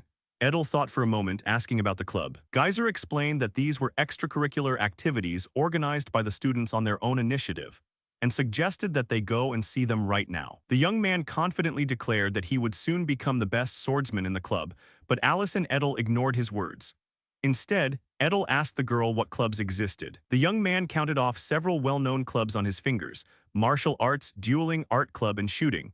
His gestures were precise, as if he wanted to emphasize the importance of each one. When he asked Alice if she was a member of any of these clubs, the young man was met with a contemptuous reaction from her, as if the question was intended to somehow accuse her. Alice replied that she was not a member of any of these clubs yet. To this, the young man suggested going there together, noting that this could be a good opportunity for her to make new friends. The girl, clearly clasping her hands awkwardly, muttered that he had no right to ask about this, since yesterday he ran away from her, leaving her with Tina. Remembering yesterday and how she waved her hands, Alice said that she didn't want to talk to anyone at all. Watching her with surprise, Edel listened to her words. She was not able to build friendship the way he did, and this embarrassed her. Alice frowned and stared at him, while he asked with slight sarcasm if she seriously thought they were his friends. He called their relationship friendly, and Alice suddenly realized how awkward she felt, as if he had seen something she herself did not want to admit. The guy's words hung in the air, filled with awkwardness, and the girl, unable to resist the growing embarrassment, said that she agreed to go with him. A group of teenagers walked briskly towards the spacious building where all the clubs gathered. Geyser told Edel, calling him brother, to keep up and follow him. Approaching the building, the guy said that this was the building where various clubs were located. Upon entering the building, one of the guys, full of enthusiasm, asked Edel if he was interested in any of the club's activities. Edel, as the others noticed, thought for a moment, trying to come up with an answer. The young man assured that he knew what a dueling club was, implying that he also knew the details of its work. The boy, confident in his words, explained that the essence of duels is to compete until one of the participants runs out of life force. To this, Alice objected that students do not engage in destroying each other. Extending his hand towards the club, Geyser suggested not to put the matter off for too long and to go and see everything with his own eyes, saying that he would show him all the interesting places nearby. The young man opened the door noisily and apologized for interrupting his lesson. The guy announced that his bro had just transferred and was eager to join the club. The man frowned and looked at him suspiciously and asked again, as if he doubted what he had heard. Edel's face was filled with genuine amazement, as if he had turned to stone, looking at the club that had surpassed all his expectations. The students looked around the club, and the man from the club explained that this was a place where they practice martial arts, without using weapons or magic, but only with their bodies. Edel, thinking about the man's words, noted that the idea of martial arts, devoid of external support in the form of weapons or magic, seemed quite attractive to him. The young man felt a shadow hanging over him and, raising his head, saw a muscular man who, with some surprise, stated that in front of him was probably the same new student who had been talked about so much lately. The jock's disdainful gaze slid over Edel's figure, not lingering on anything. He mockingly called the guy a weakling. The young man threw his head back and stared at the face of the muscular man who towered over him, and said something unintelligible about a period of 1 year. The muscular man, not hiding his sarcasm, continued. saying that at least a year of hard training would definitely not hurt the young man to even remotely approach his impressive physique. Cracking his fingers in the bandages that were wrapped around his hands, the man noticed that since the young man had already made up his mind, the sly expression frozen on his face betrayed the insincerity when he said that he was ready to accept him with open arms, like a predator luring its prey. Edel gave the man a crushing blow, sending him flying into the wall like a cannonball, making a huge hole in it. The young man knocked Mr. Bulk down with one push, causing everyone to be surprised. The other members of the club immediately ran up to the fallen man, asking worriedly if he was hurt. After shaking himself off, Edel declared that he had done everything to avoid taking the life of his opponent, which came as a complete surprise to Alice and Geyser, who watched in amazement. After a short pause, Geyser, wanting to defuse the situation, decided to change the subject and suggested that they all continue on their way. When Edel came to the art club, he seemed to breathe life into the canvas, creating a painting that took the viewer's breath away. And in the football club, the young man demonstrated his outstanding abilities. He deftly bypassed the defenders and with a precise shot, sent the ball into the net, scoring the winning goal. The track and field club was another place where the boy could prove himself. His speed amazed everyone. He easily overtook his rivals and finished first by a large margin, proving that he has an extraordinary running talent. After success in other areas, the Magic Club became another peak he conquered, proving his versatility and incredible abilities. The young man was not allowed to stay there for long and was pushed out of the club. The guy, literally bursting into tears, asked Edel to leave the club. The boy asked desperately that he had been kicked out because he had broken their target. The young man disagreed, clarifying that the problem was not the incident, but rather Edel's negative impact on the morale of the club members. Alice, sighing heavily, said that she knew from the very beginning that this is how it would all end. Scratching the back of his head, the young man noted that club activities were quite complicated. Calling out to the boys, the girl asked if they were looking for a club, perhaps offering her help or information. The girl introduced herself, saying that it was nice to meet you, and added that she was the head of the club. She called herself Serena and said that she was a fourth-year student. Serena admitted that she was just passing by, but their distinctive appearance caught her attention. With a sly face, the girl said that, apparently, the usual activities at the club did not suit them. Extending her hand, Serena assured them that they would not be left indifferent by their joint work, since the feeling of satisfaction from the results achieved would inspire them. When asked about her interest in such a club, Serena only giggled in response. Holding out her hand and showing the map, the girl said that this was exactly what they were looking for: the Dungeon Exploration Club. Looking at the map, the guys repeated the name of the club with interest in their voices. The company was extremely intrigued by the proposal, thinking that it could be something like quests. The girl is telling something to the young man. A nice person walking behind them is also listening attentively. The sign reads Dungeon Explorers. Two people are talking next to it. They wonder if this dungeon will be better than the last one. A figure in shorts and a shirt runs into the room and cheerfully greets the people talking. Three characters are standing. One of them seems thoughtful or focused, looking away. The girl who entered the door earlier addresses the dungeon explorers. The heroine reports that she brought a new student for a visit. She stands among ancient stone buildings, a warm smile on her face and her arms outstretched. With enthusiasm and inspiration, she tells those present about the many hidden dungeons. The girl, confident and energetic, tells the boy that they are going to conquer something solely by their own efforts. The young man listens to her attentively. She abruptly takes his hand and really wants to tell him about the details of their organization. He, watching the heroine, with an astonished look, thinks that her persistence seems excessive to him. Peeking out from around the corner, the young man notices a mysterious figure. It was a girl whose mystery attracted his attention. His guide is surprised by the young man's behavior. She did not expect that he would be able to sense the presence of anyone in this room. The man standing next to him stands in confusion. He does not sense the unfamiliar presence. Looking more closely, he notices the same elusive figure. Their gazes slowly turn towards the mysterious figure. The silhouette of a woman appears before them, a mysterious image, shrouded in a fog of secrets and uncertainty. Her face was hidden by a mask, like a curtain. She seemed confused, and in an uncertain voice, she said the words that she herself was in a state of secrecy. Frightened, she suddenly let out a sigh, and the black-haired youth standing next to her quietly stated that he had felt her presence the whole time. He says he felt her presence from the moment he walked into the room, during the meal, at the other club, every moment he was here. With bewilderment and slight wariness, he asks her if she is following him. In response, there was a frightened denial, as if she was afraid to open up. Some time passed, and with a guilty expression, she looked around at those present and asked for their forgiveness. She then introduced herself, saying that her name was Wat Lin and that she was a shinobi from the east. She explains her strange behavior, by the fact that she received information that the school principal allegedly has a fifth grandson. Covering her face shyly with her hand, she explains that this is why she is so persistent in trying to find out the identity of the new student, to understand who is hiding behind this young face. The fair-haired young man standing nearby notes with bewilderment that the girl is making excuses, and everything she does seems strange to him. There is a bright glint of worry in her eyes. She is sweating profusely from anxiety, as if her heart is beating too fast. Thoughts are spinning inside her that silence will only make the situation worse. A dark-haired young man who was watching what was happening addresses his colleague with gentle criticism.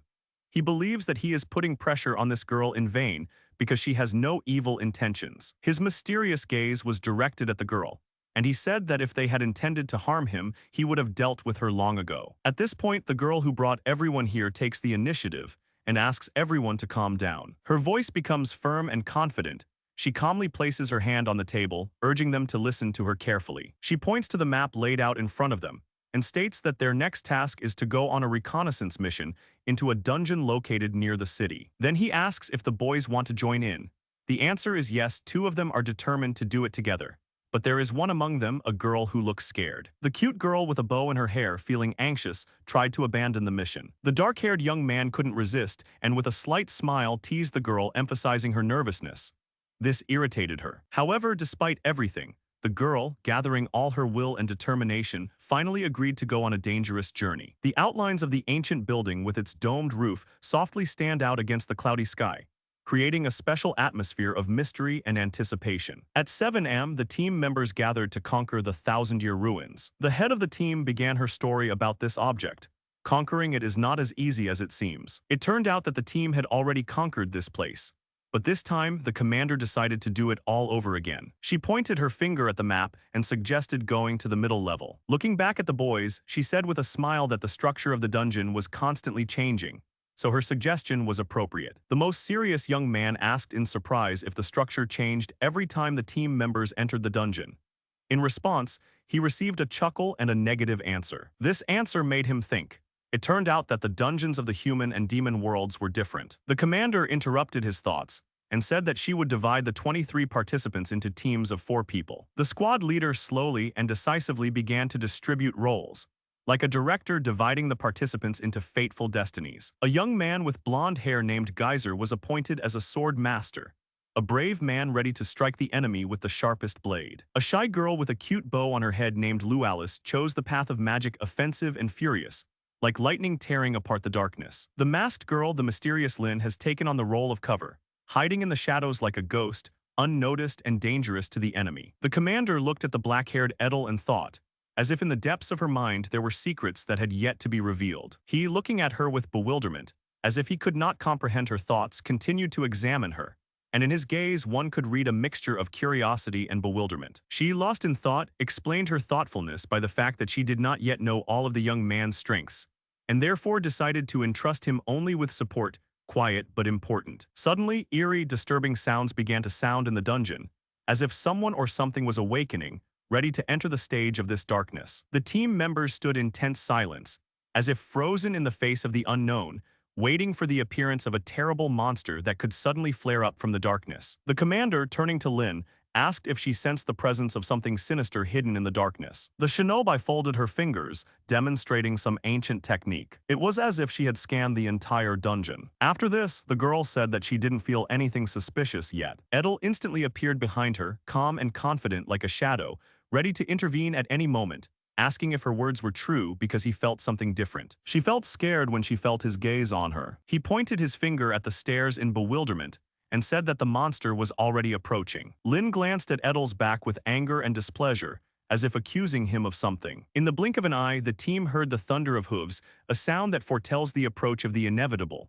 causing hearts to beat faster. There was a deafening roar that broke the silence, and at that moment a minotaur emerged from the darkness, right from the place the young man had pointed to. The entire team was in shock, as if they were frozen in the face of such a terrifying and powerful force. Looking at Edel, the commander realized that he was not just a boy, but a man with hidden potential, and she thought for a moment, trying to understand his true nature. Having recovered from the shock, she, full of determination, realized that it was time to act, and decided that she would cope with this monster alone. Rushing forward with confidence and determination, she headed towards the Minotaur. With a smile on her face and putting in all her strength, she managed to defeat the dangerous monster. After the victory, feeling joy and relief, the commander went down to her comrades, not noticing how a trap was hidden in the wall. But the young man noticed this and warned the team. Everyone breathed a sigh of relief, and Eder in turn received well-deserved praise. He then reached out to the brick that was not to be touched and recklessly pressed on it, which immediately sent the team into a state of panic and fear. A huge ball rolled towards them.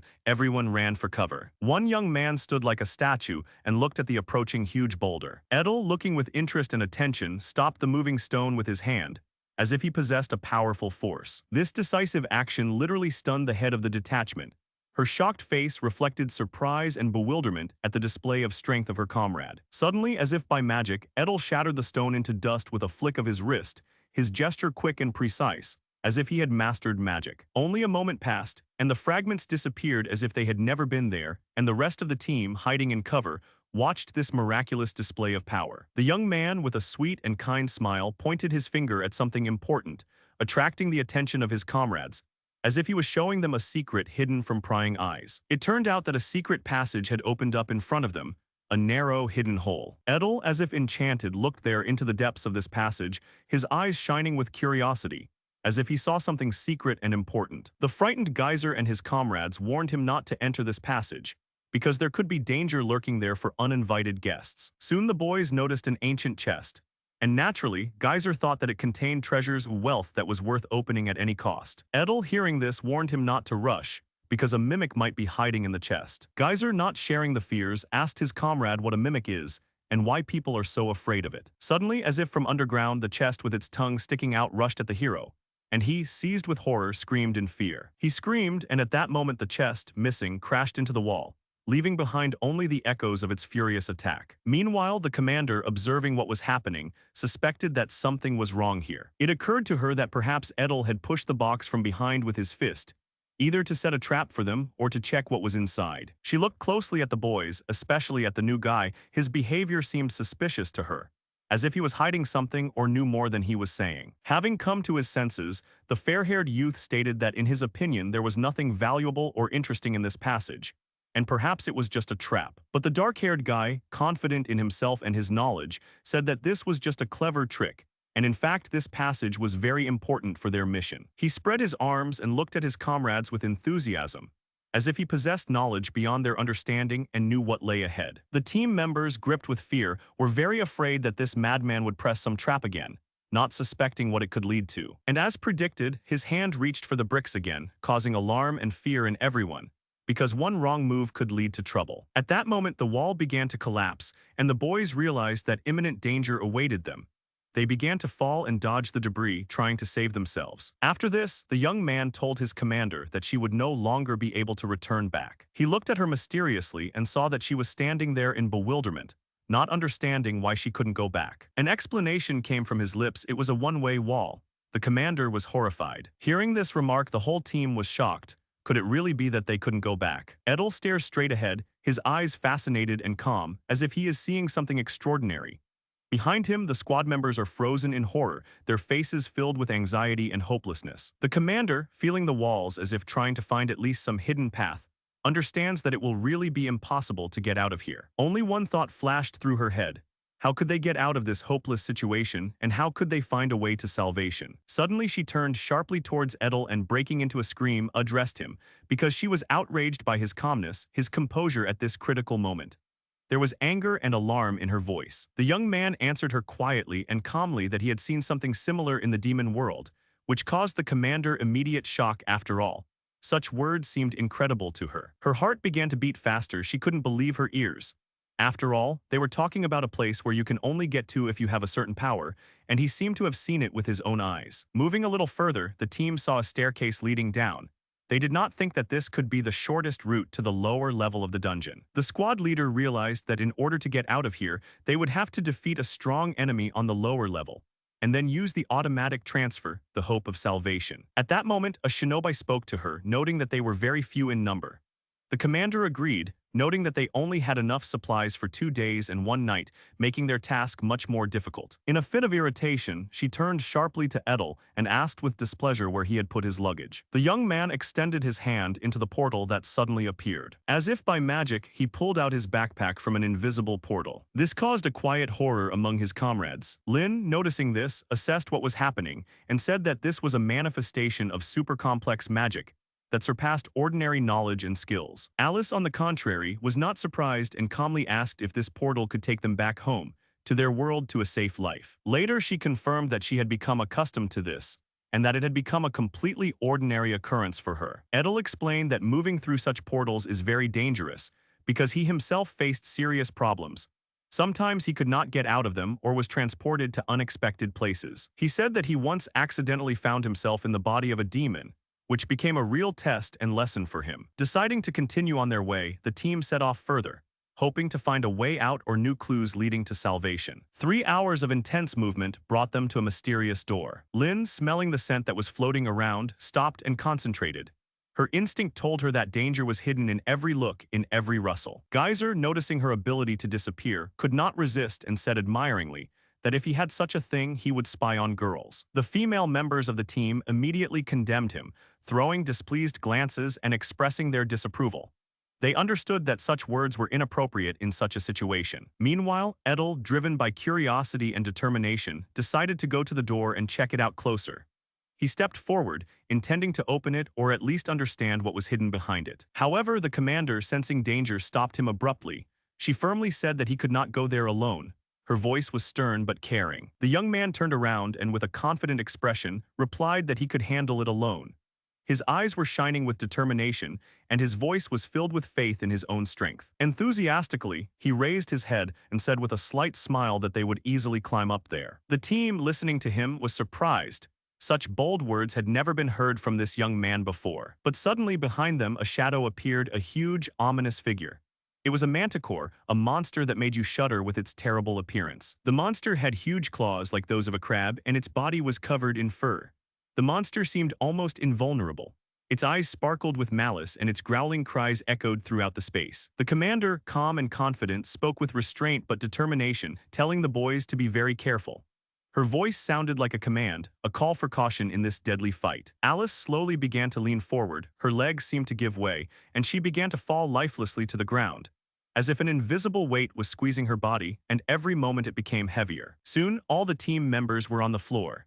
The commander quietly suggested that the poison that was spreading throughout the room could be the cause. Within the group, it was noticed that Lin remained above at a safe height and seemed to be in no danger, as if she had somehow miraculously escaped the effects of the poison. The girl's head was filled with only one thought: how can she defeat the enemy alone when the forces seem too unequal and the enemy is too huge and scary for her? She wonders where Edel has gone. And the young man stands nearby, his face expressing complete bewilderment. He does not understand why everyone around him is lying down. A smile slowly appears on the young man's face. His eyes sparkle with a slight mockery, and he quietly says that it is not poison at all, as if confirming his special fortitude. The commander, lying on the floor, unable to understand what is happening around her, hears the words of Edel, who offers to prick himself with a needle to prove that it is not poison, but something else that hides the true nature of their condition. Slowly and calmly, he takes a thin needle in his hand, lifts it up, and as if ready for an experiment, swings it to pierce his skin, demonstrating confidence in his words. At that moment, noticing his intention, the commander screamed, trying to stop the madman, because his actions seemed dangerous and reckless to her. He looked like someone who was losing control of himself. His gaze, filled with calm determination, turns softly to the leader of the squad, and he quietly says that he trained for a long time to learn how to break down the poison, as if it were the key to their salvation. The commander watched the situation with horror. She said that she could neutralize the poison with magic. She asked for trust and assured that she could help by developing resistance. Calm and confidence enveloped Edel as he quietly said that he agreed to the proposal. But he began to cast his own spell. And as if by magic, the poison began to disappear, as if an invisible stream of magic was dissolving its influence. The team, dumbfounded by what was happening, could not contain their surprise and relief. The cheerful, black-haired young man smiled, confidently declaring that he would always be fine despite the surrounding atmosphere. His words sounded so calm and confident, as if he could not be afraid of anything in the world. Meanwhile, from above, Lin was watching the monster closely. her eyes ready to pounce at any moment to finish off this horrific creature. Suddenly, there was a very sharp, deafening sound. This was Lin jumping on the monster and with a katana in her hand, trying to cut off its claws.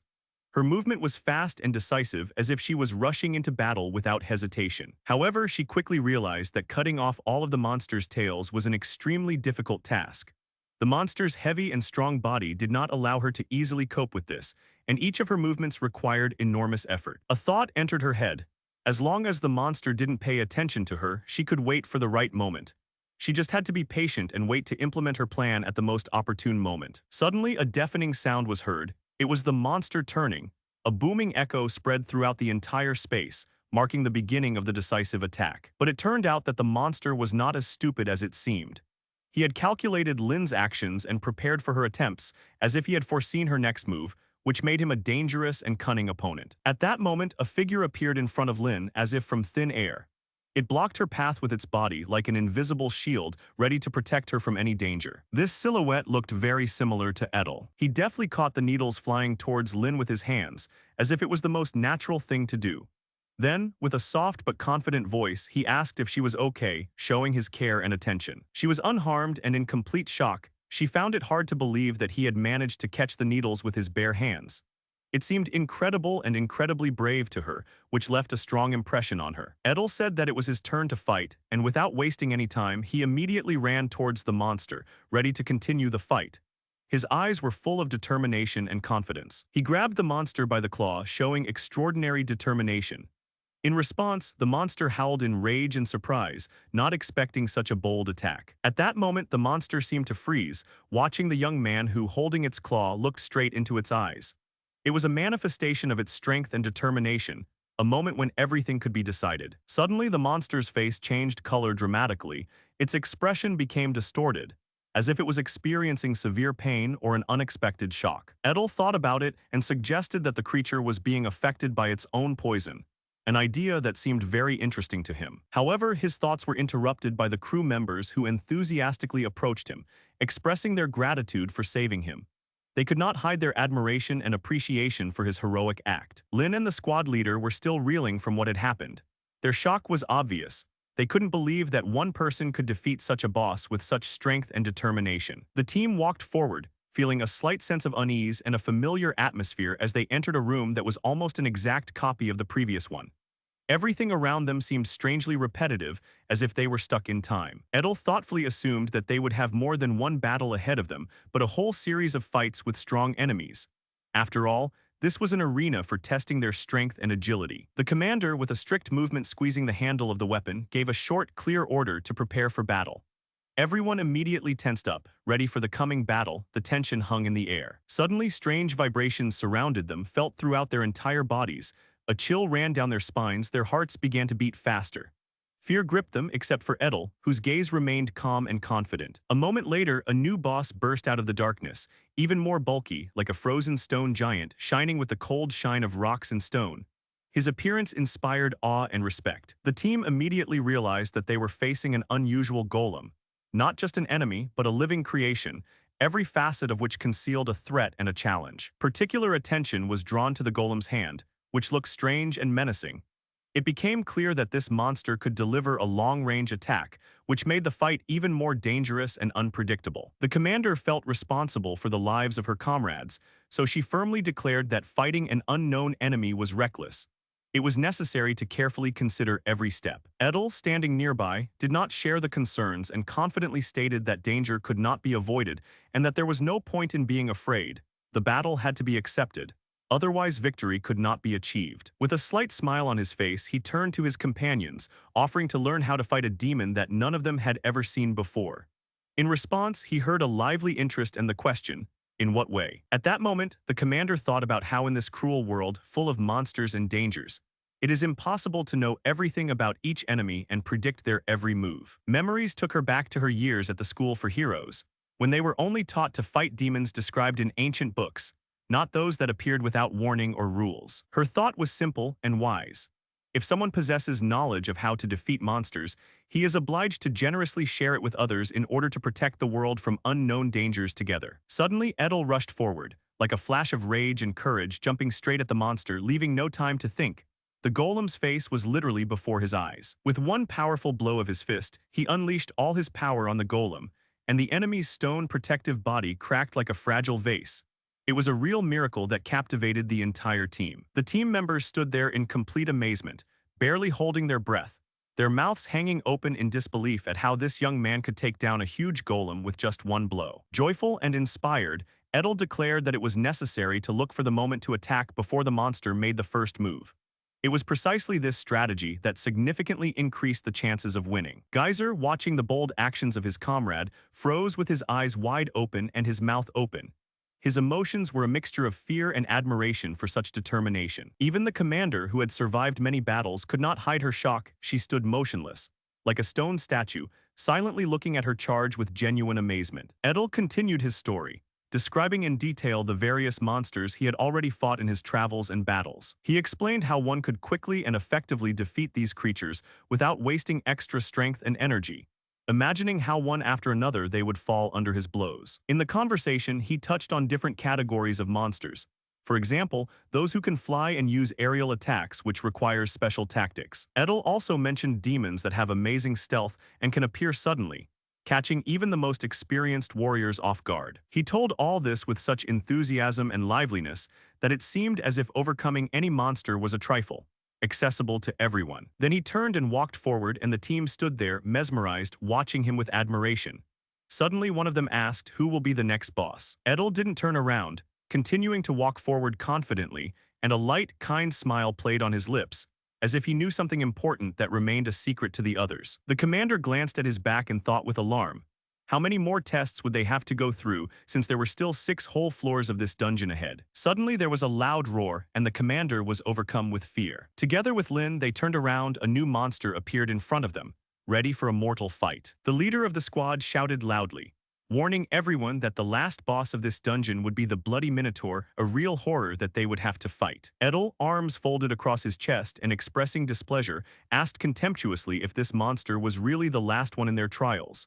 Everything was happening faster than he expected.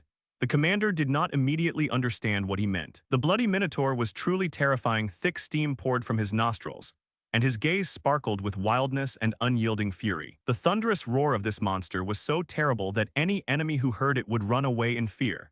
It took a great deal of strength of mind and body to stand up to this creature. Teams usually changed their lineups to deal with it. The commander understood that for a young team of several people, this battle would be a huge test, and for one hero, it would be a completely impossible task. So she decided that at the most opportune moment, when Edel was in trouble, she would unexpectedly come to his aid to change the course of the battle. Suddenly, the Minotaur rushed towards the team, his movements lightning fast and threatening. The commander immediately noticed this and shouted a warning to everyone present that a huge monster was approaching. Her voice cut through the air with alarm. Edel stood motionless, unblinking, staring into the eyes of the approaching enemy, as if welcoming the inevitable battle. Suddenly, he grabbed one of the Minotaur's horns with a strong hand, not allowing the monster to move. In a calm voice, he asked the monster what was irritating him, as if he was confident in his strength and incapable of feeling fear. The commander screamed in despair, seeing something alarming in the Minotaur's behavior.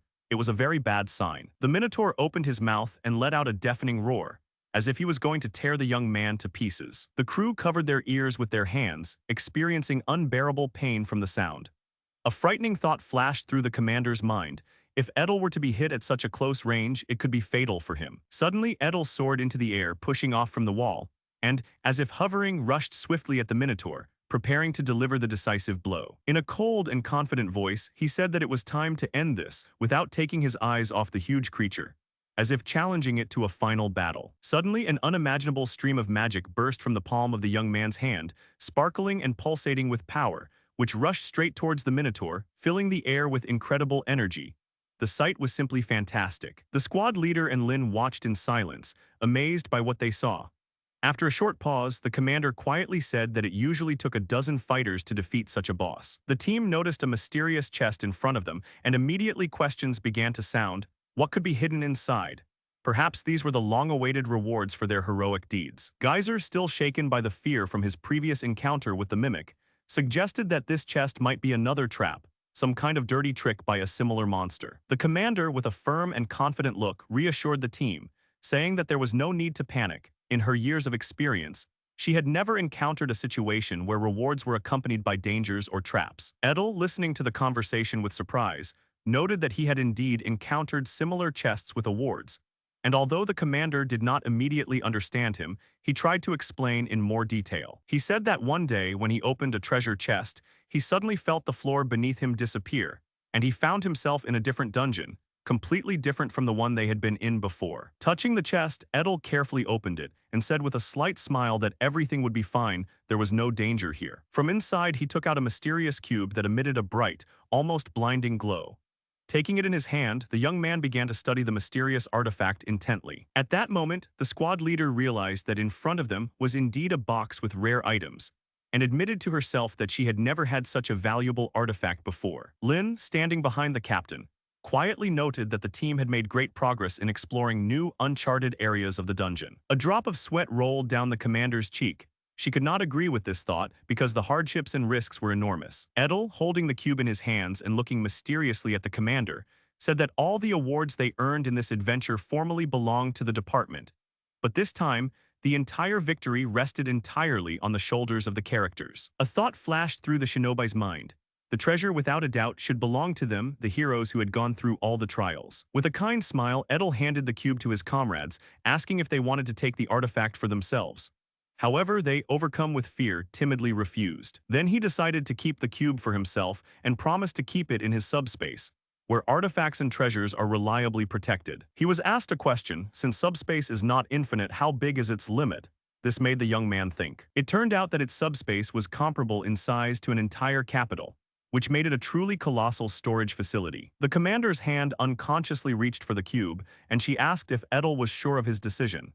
He firmly answered that he was. Geyser, with a mad gleam in his eyes, offered to take the cube for himself, but received a stern refusal from the commander. The young man pointed out to his comrades a magic circle emerging on the floor, explaining that it was a circle of transference, the key to returning home. Stepping onto the circle, he confidently said that they would now be able to return back, completing their dangerous journey. As soon as all members of the squad entered the magic circle, they instantly found themselves free, where the rest of their allies, hiding behind the wall, were already waiting for them. They were incredibly happy to see their commander alive, and emotions were overflowing. The commander smiled as she looked at her comrades, who said that they had tried to contact them but to no avail. She sincerely apologized to them, and warned that her story would be difficult to understand, too unusual and unbelievable. The characters' eyes widened, silently listening as the commander spoke of defeating the boss and saving them with the help of the magic circle of transference. Naturally, many of them did not believe her words, considering the story an incredible fiction. Geyser could not stand it and began to passionately prove the truth of the story,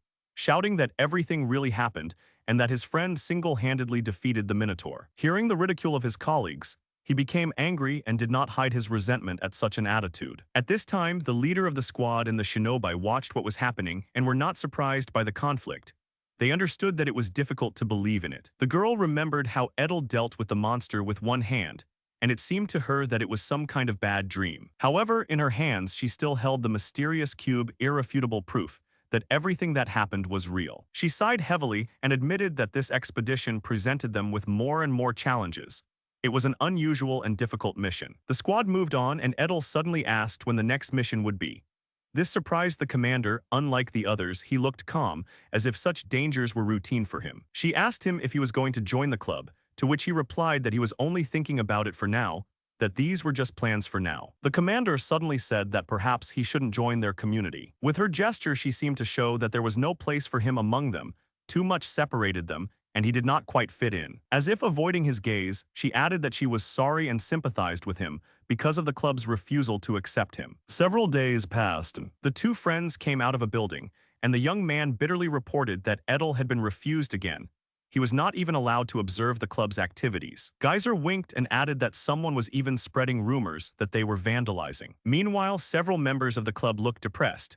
After the brutal defeat, they can no longer go about their business in peace. Geyser assumed that his friend was to blame for everything, looking at him disapprovingly, not understanding what was happening. Apparently, Edel decided not to rush into choosing a club and give himself time to think. Meanwhile, Alice, in a heated conversation with her grandmother, demanded to know who the mysterious young man really was. She insisted on detailed and clear answers. Grandmother sighed heavily and remained silent, as if she was afraid to reveal some secret. Finally, the ice was broken, and she began her story about the Great Sage Ramirez, who was the mentor of 4 heroes, including the grandmother herself. Alice, as it turned out, knew about him. The grandmother revealed that it was Ramirez who raised this young man in the demon world. This news struck the girl to the depths of her soul. She concluded that if the boy had studied under a powerful ruler of the demon world, his strength must indeed be extraordinary. Alice, delighted, realized that everything that was said was true, and she was filled with a feeling of admiration. In a conversation with her grandmother, Alice realized that it was worth making friends with Eder. He could teach her a lot. Grandmother nodded affirmatively, agreeing with this. The girl promised to try to get closer to Eder and not miss this chance to grow. There was determination and slight anxiety in her eyes. Everything seemed like an upcoming important test. Grandma offered Alice some tea. There were new varieties in the house that were worth trying. But Alice sternly refused. The lessons did not tolerate distractions. Her voice sounded firm and restrained. The understanding woman with a gentle smile said that she understood why the girl had a hard time with people. But she believed that Eder could be the bridge to a new relationship. Alice, lost in her thoughts, looked sad. A quiet struggle was going on in her soul. Grandmother thought about how to help her granddaughter through her new friend, the black-haired young man. In another room, the group listened to a lesson from a teacher who said that the students must clearly know their magical talents. Otherwise, long explanations will become torture for them, and progress will be slowed down. She explained that there are 4 main elements, and it is important to understand in which area each person has prospects.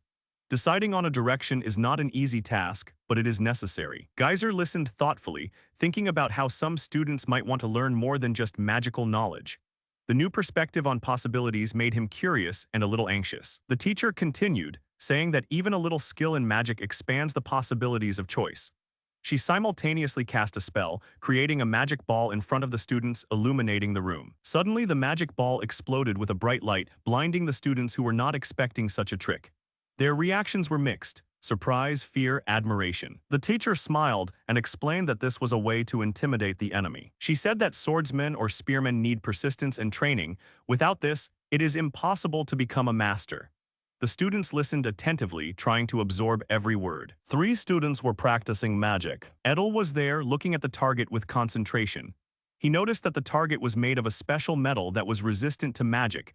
The test was serious. Geyser wondered if he would be angry with him if he broke the target and was at a loss. His indecision was noticeable. Eder, smiling, said that his brother needed to be a little softer. His gaze was kind and calmly confident. With a drop of sweat on his face, Geyser admitted that he was not very good at magic. Eder, with a slight grin, asked if this seemed true. This made Geyser feel a little embarrassed. He said that in his family of swordsmen, everyone hates magic and prefers the sword. This was said with a smile. Eder thought, rethinking what was said, and his face became serious. Eder enthusiastically said that there was a way to teach Geyser magic.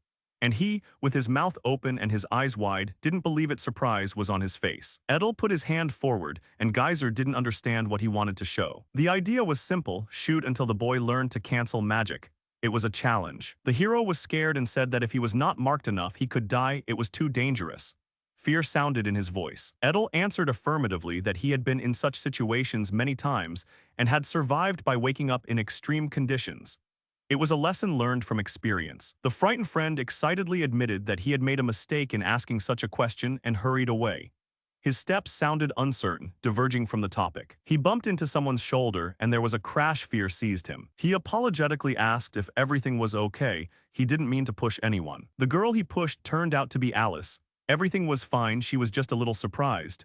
There was tension in the air. The mysterious girl smirked and made a sarcastic remark towards the fallen woman, clearly expressing her displeasure at her appearance. Her words cut the ear, causing tension. Alice responded with a displeased look. They were obviously acquainted, but Geyser did not understand what was happening. There was hostility in the air. Eder was also perplexed, not understanding what the tension was between the girls. And that girl continued to say that she did not believe that Alice was so inept that she could not even start magic. The mysterious girl's eyes glowed with malice and contempt, as if she felt superior. The atmosphere became tense, hinting at an upcoming conflict. The poor thing, feeling the pain and grief that was reflected in every movement of her trembling body.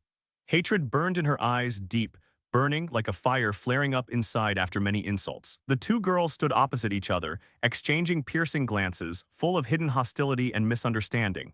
Between them, like a peacemaker, stood Edel, looking at this with confusion. It turned out that one of the girls was named Diana. Her name was heard in the air when someone shouted at her to be quiet. This shout was not just for nothing.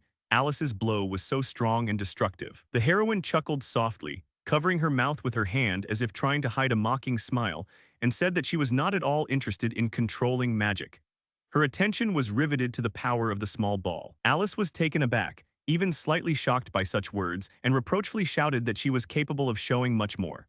Her voice trembled, she shouted back at her opponent, trying to prove her capabilities with the power of words. Clutching the staff in her hands, she began to cast a quick spell, trying to reproduce the necessary spell. But the magic was escaping her control, and she did not want to admit her own mistakes. A look of fear flashed across Alice's face, and a drop of sweat slowly rolled down her forehead. Everything had turned out completely differently than she had expected. The realization of failure came upon her suddenly and painfully. Diana covered her mouth with her hand, holding back the laughter that never left her lips for a moment, and a malicious grin played on her face.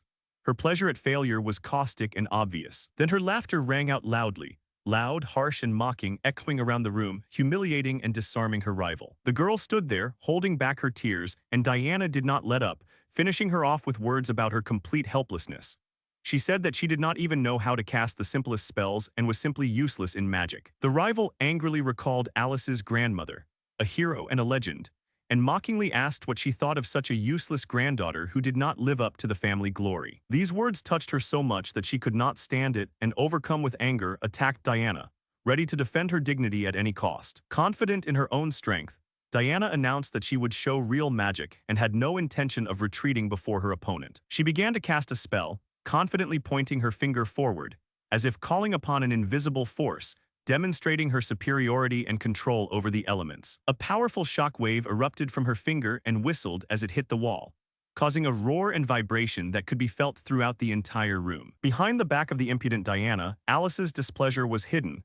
Her gaze was full of envy and bitterness, which she could not hide even from a distance. Lost in thought, she mentally transported herself into memories, scrolling through the events that happened 5 years ago in her head. She remembered how she had a promising magical potential that gave her hope and promised a great future. The girl never stopped believing that she would follow in her grandmother's footsteps.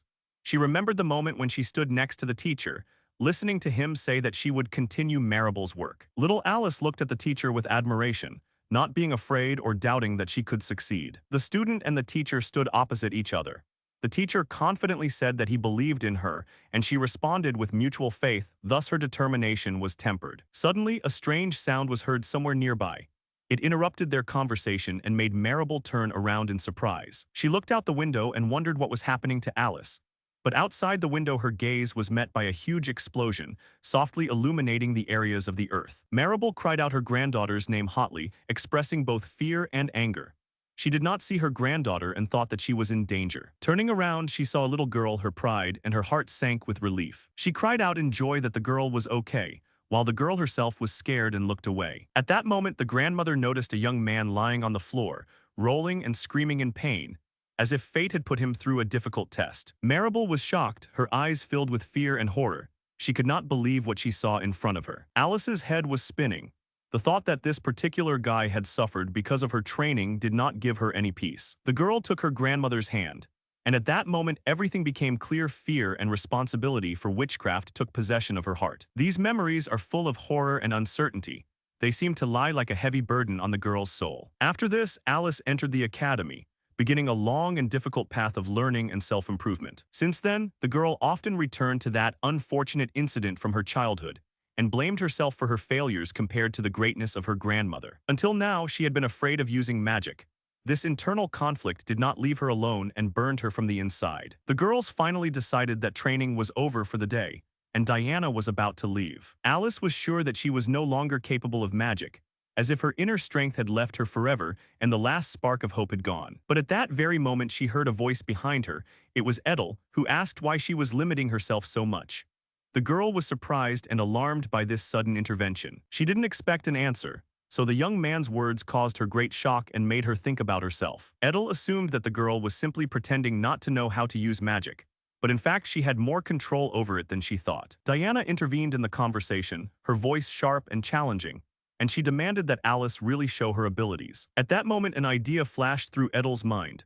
Some time ago, Alice had released magical power towards him, and he suggested that he respond in kind. Edel reminded Alice that she could control magic, she was just afraid of losing control of it, and that kept her captive to her own fears. Suddenly it dawned on her. Gathering all her will into a fist, she clenched her palm, feeling the pressure of the situation, and Edel gently pressed on the sore spot, supporting and guiding her. Then she couldn't stand it any longer and admitted that because of her abilities, it was difficult for her to make friends, and she also didn't like that everyone saw her as just the hero's granddaughter. And now she felt unnecessary and superfluous. Alice screamed in despair, not knowing what to do or where to run. Her thoughts were confused, and tears poured down and blurred her eyes.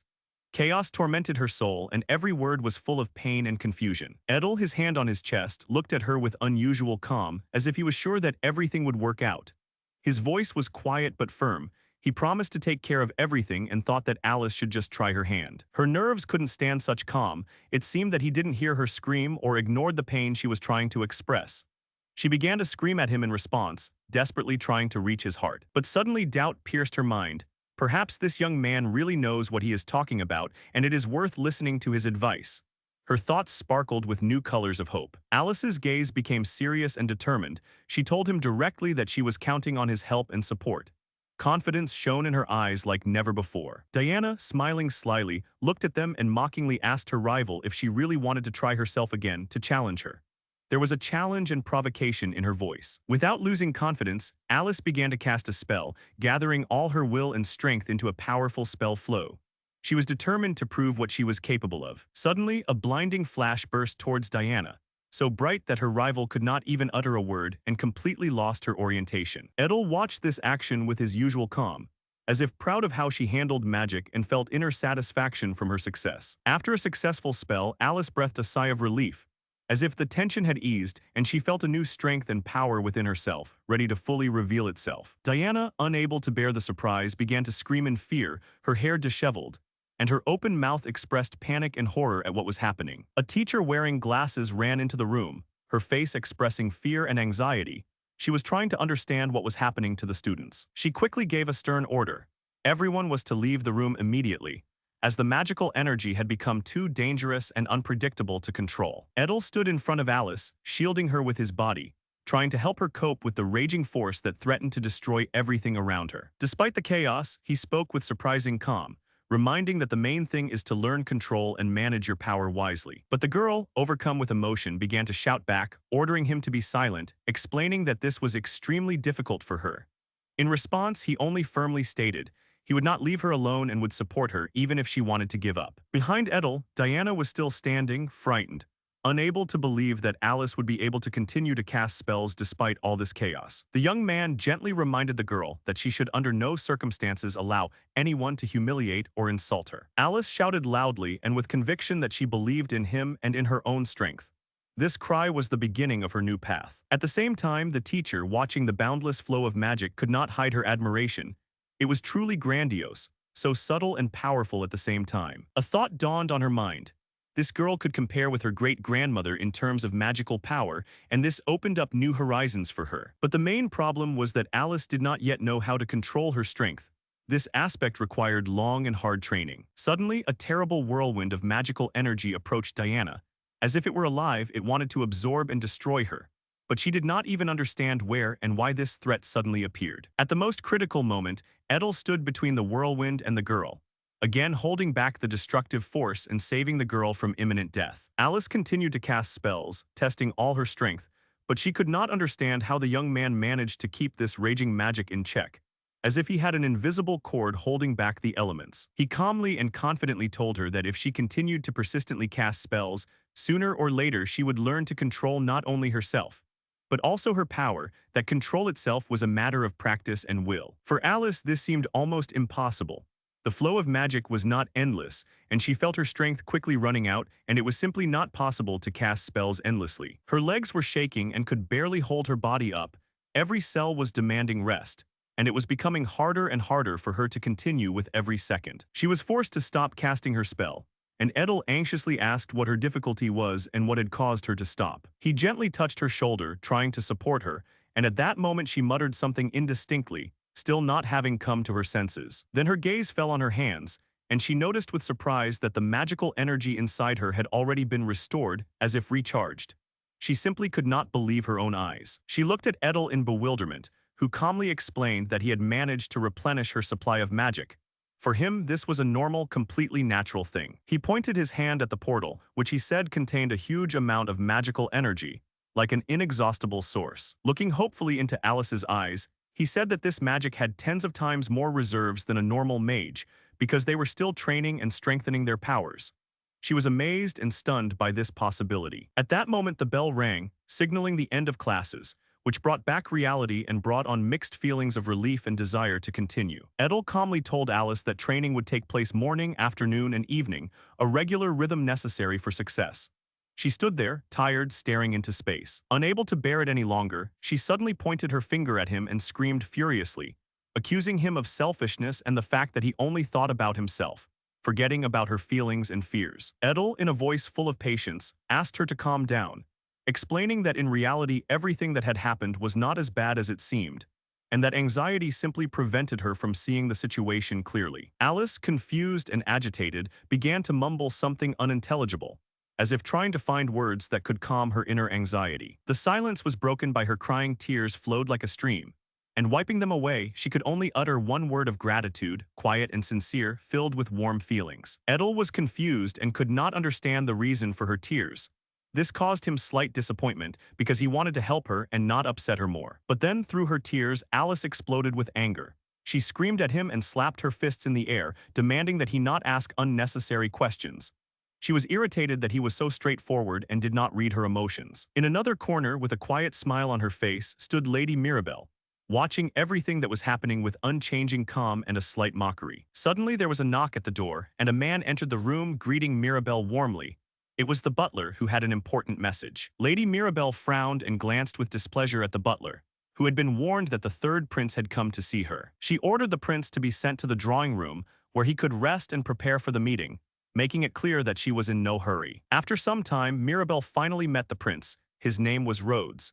He turned out to be a nice and friendly man who greeted the lady warmly. She responded to his kind greetings by stating that she was fine and feeling well, but her words hid a subtle taunt and displeasure at his appearance. The prince, oblivious to her latent hostility, said that he wished her long life and good health, words that seemed sincere and warm. He also added that he would like Lady Maribel to retire and allow him to take over the school, thus expressing his ambitions and plans. The woman crossed her arms over her chest and firmly replied that she had no intention of leaving her place, even if he begged her to do so. Maribel began to tell her story. She came from a simple family, and in her school there was no difference between nobles and common people. Everyone was equal in her eyes. The prince responded to this by saying that he was not going to change the traditional order of things, but the woman remained skeptical and did not believe his words. She reminded him of his time at school. When he seemed like a kind and simple young man, everything was different then. However, she soon noticed that in fact he only associated with aristocrats and was not interested in commoners, keeping them at a distance. The prince looked at her attentively and seriously, and she continued to say that ordinary people had never been equal to him. He responded by emphasizing that the school had produced excellent specialists who should interest the aristocracy. But the grandmother said that he was not at all concerned with the management of the school. The prince sadly admitted that the teachers did not believe him and that this was becoming a problem for him. But Maribel only sympathized with him while maintaining her coldness. With a look of displeasure, she reminded that she has a lot of experience and is not planning to retire yet, emphasizing that she would not approve of such changes. The prince looked disappointed, but said he did not blame her for her position and intended to look for other ways. At this time, Alice was calmly wandering along the corridor, and the prince's thoughts were increasingly revolving around his upcoming plans. He understood that he would have to make difficult decisions, and he was curious what exactly he had in mind. Alice was incredibly tired, and without thinking, she plopped down on the soft bed. She simply lay down, spreading her arms, and allowed herself to forget about everything for a moment, immersing herself in the silence and peace of the room. Memories of training with Edel floated cautiously into her mind, constantly demanding her to give it her all, never allowing her a moment to rest. It seemed that rest had become a luxury for her. She glanced down at her outstretched hand, wondering if she could finally control her magical power. The question seemed to surge with a wave of excitement and anxiety at the same time, a riddle she longed to solve with all her heart. Deep down, she dreamed of something else, of real adventures, of living tests and explorations, and not of endless, seemingly boring training. This desire gave birth to new hope in her. The group of students stood attentively. Each word of the teacher was absorbed into their consciousness with unusual concentration. The teacher said that along with the usual classes, they regularly participate in real battles. Edel thought to himself that the place where they were now was really very special. Only here they were surrounded by real demons, menacing and indomitable. This became a real test for him. The teacher continued her explanation by adding that this time 2 joint classes were planned, where the students would work shoulder to shoulder. A new teacher approached them, a man with a noticeable monocle, who immediately introduced himself as Teacher Heisen. He quickly divided the team into 3 people and gave them a task: to destroy the demon. The girls began to whisper, discussing the new guy. They noted that he had a pleasant face, evoking sympathy, but his stern look and behavior spoke of his seriousness and uncompromising nature. One of the girls addressed Edel, expressing joy and anticipation of working together with him, which caused surprise and a slight gleam in the eyes of the young man. He did not expect such warmth and friendliness from his colleague. The young man agreed with hers. The girl's name was Tina, and her face was beaming with happiness. She was literally jumping for joy, delighted at the opportunity to work with an experienced and powerful magician. This showed her sincere belief in team spirit. Another participant did not share this uplifting mood. The young man grimaced and hissed condemningly about children's whims, thereby expressing skepticism and mockery about Tina's enthusiastic behavior. This guy seemed like a heavy man with a bitter soul, stood with his arms crossed and watched what was happening with a disgusted expression, as if to make it clear that emotions should give way to strict discipline. Edel's attempt to make contact with him failed when he unpleasantly rejected the gesture of an outstretched hand and coldly ordered him to stay away, showing his rejection and stubbornness. Tina, speaking in a whisper, explained to Edel that this unapproachable guy was called Gris, and that he was the eldest son of an influential viscount, which explained his arrogance. While the influential son continued to ignore those around him, many students found his behavior to be overly arrogant and insensitive to the feelings of others. Participants discussed how aristocrats can often be difficult to get along with, and that such challenges await each team in different forms. Tina asked Edel if he could have an influence on Gris similar to what he had with another student, Geyser, whom he was able to influence and help unlock his potential. The young man replied that he did not intend to change people against their will and did not consider this his task. His own growth and development was important to him, and not changing other people's natures. Gris, standing to the side, was discontentedly thinking about why he had to end up on a team with commoners, feeling obvious disdain and disgust towards them, not hiding his feelings. He chuckled softly, muttering something in anticipation of change, that the situation would soon change in his favor, and that he was ready for the upcoming events with a certain sophisticated strategy. Suddenly, a terrible creature with long, sharp ears ran out of the forest towards them, looking like a huge wild animal ready to attack. Without thinking, Tina boldly rushed into battle, raising her sword and swinging at the monster, demonstrating her courage and determination to protect the team. One of the students cried out that in front of them was not just an animal, but a living tree, which at first puzzled Tina and made her hesitate for a moment and rethink the situation. Indeed, before them appeared an ominous tree with deep-set eyes and a huge mouth, radiating anger and danger, as if nature itself had decided to give battle. Edel, keeping his cool, was in no hurry to intervene, carefully observing what was happening, assessing the situation with an optimal balance of risk and benefit. His attention was focused on Gris, who stood motionless, avoiding participation in the battle and clearly not intending to provide assistance. Edel looked at him with obvious incomprehension, why he refused to support his comrades at such a moment and did not show team spirit. The hero's eyes searched for answers. His mind tried to understand the motives for such indifference, pondering the possible causes and consequences. Meanwhile, Tina continued her furious fight with the tree, demonstrating not only desperate courage, but also the skills acquired in training. Realizing that her strength was running out, she ran up to the young man and begged for help, slightly knocked down, hoping for the support of an experienced comrade.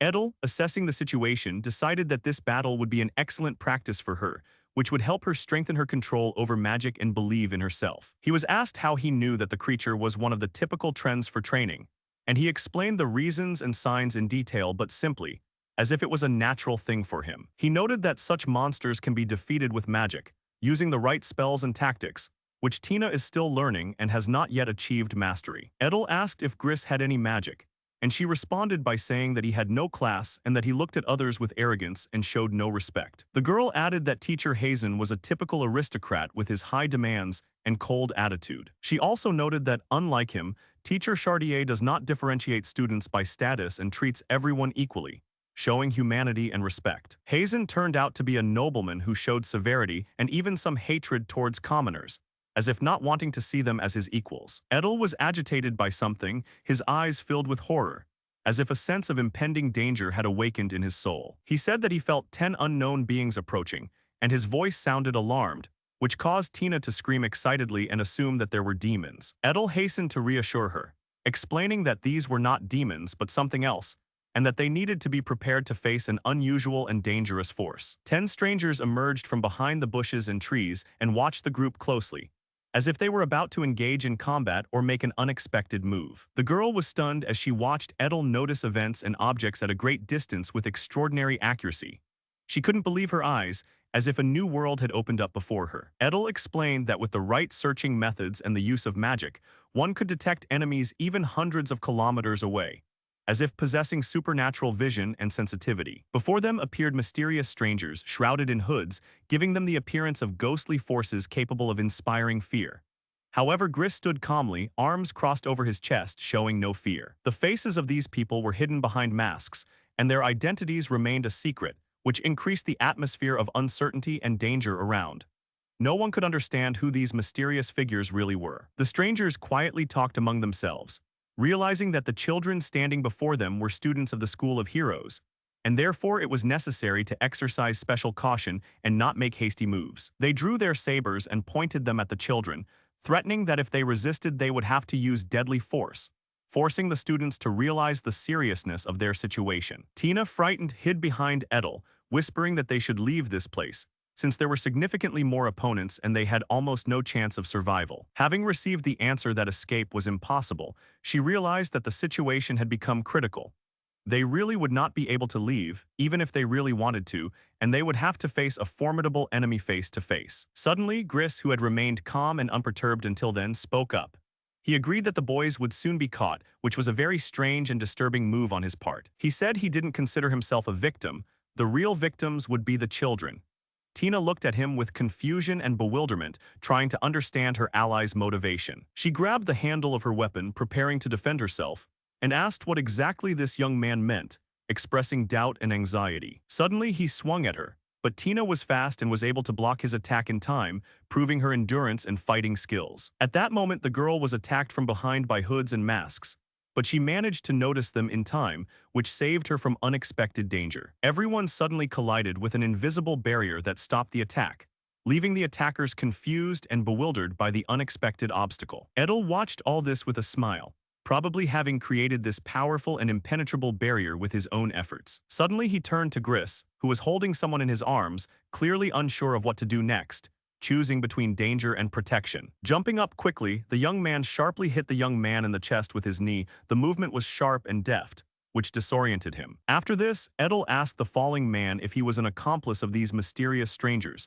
suspecting hidden betrayal and deception. He assumed that it was Gris who led the enemies there, since he always walked forward, opening the way and setting the pace for the movement. The masked men seemed stupid and did not understand what it meant to be an accomplice, which added to the comicality of their cruelty and ignorance. They were given the order to destroy the barrier, and they began to methodically search for weapons and ways to break through it. There was a deafening sound. It seemed that the barrier had been broken through, but in fact, not a single attempt was successful. The masked men did not understand what had happened. Their efforts were in vain, and the barrier remained impenetrable. Edel looked at them with contempt, as if realizing their stupidity and helplessness in the face of such a powerful defense. Suddenly, there was a deafening explosion, filling the air with chaos and dust, causing panic among the attackers. Many managed to jump away at the last moment, but some were caught inside the blast zone, becoming victims of a surprise attack. Fear and horror were evident in their eyes as they realized their vulnerability to the force they were facing. The children standing nearby and not feeling the explosion remained alive, which strengthened their spirit and added confidence. The masked men could not understand how this had happened, and now saw Edel as a dangerous enemy, deciding to capture him along with the others. Tina stood silently next to him, her gaze directed towards her ally, and in her soul there was fear mixed with hope for safety. 10 strangers emerged from behind the bushes and trees and watched the group closely, as if they were about to engage in combat or make an unexpected move. Suddenly Tina was dumbfounded when she saw how Edel, like a whirlwind, conquered all the enemies. The masked men lay fallen on the ground, helpless and powerless before his power. The girl touched Edel with a trembling hand, looking gratefully into his eyes. He responded with a satisfied smile, feeling proud of his victory and the defense of the team. The masked men were shocked and began to think that what had happened was a simple joke, not suspecting that such a young man could become such a serious threat. Edel, without losing his concentration, looked at the fallen and firmly stated that he needed details: who they were, what they wanted, and what their goal really was. Gris, holding his hands on his stomach where he had been hit, stood near the tree with bitterness and anger. His gaze burned with hatred for the common people. The insult and humiliation were still fresh in his soul. An indignant Tina shouted at him, saying that he was in no position to say anything about commoners now, since his wounds and defeats spoke for him better than words. Edel grabbed Gris tightly by the jacket, leaving him no choice, and pulled him aside to talk calmly, find out the truth and extract the necessary information. Tina, watching what was happening, asked in bewilderment where he was taking him and what he intended to do with the defeated enemy. With a cheerful but mysterious smile on his face, Edel replied that he just wanted to find out everything, and his approach did not involve unnecessary cruelty. Tina joked that it would be much more effective to color Gris right now while he was dragging himself along the ground. Her comment reflected mild sarcasm and an attempt to defuse the situation. Edel, looking at her, assured her that he would not overdo it and would not go to extreme measures. That was not his style. Tina decided not to look at what might follow and turned away, avoiding unnecessary emotions and worries. While Edel was pulling Gris, his thoughts were occupied with the fate of Alice's team. Worries about their safety did not leave his heart. Meanwhile, the defeated man weakly asked to let him go, trying to preserve the remains of his dignity. He could not restrain himself and began to shout that the aristocrats would not forgive Edel for such antics, warning of the serious consequences of his behavior. Then Edel threatened him that he could make him forget everything that had happened, although he warned that it would be painful. Gris flinched in fear, and the dark-haired youth hit him without hesitation. Desperate cries and pleas for mercy filled the air as hooded men began to fall to their knees, begging for salvation. But their words seemed powerless against the oncoming force. Meanwhile, Alice stood firm and determined, looking forward with a fixed gaze full of confidence and inner strength.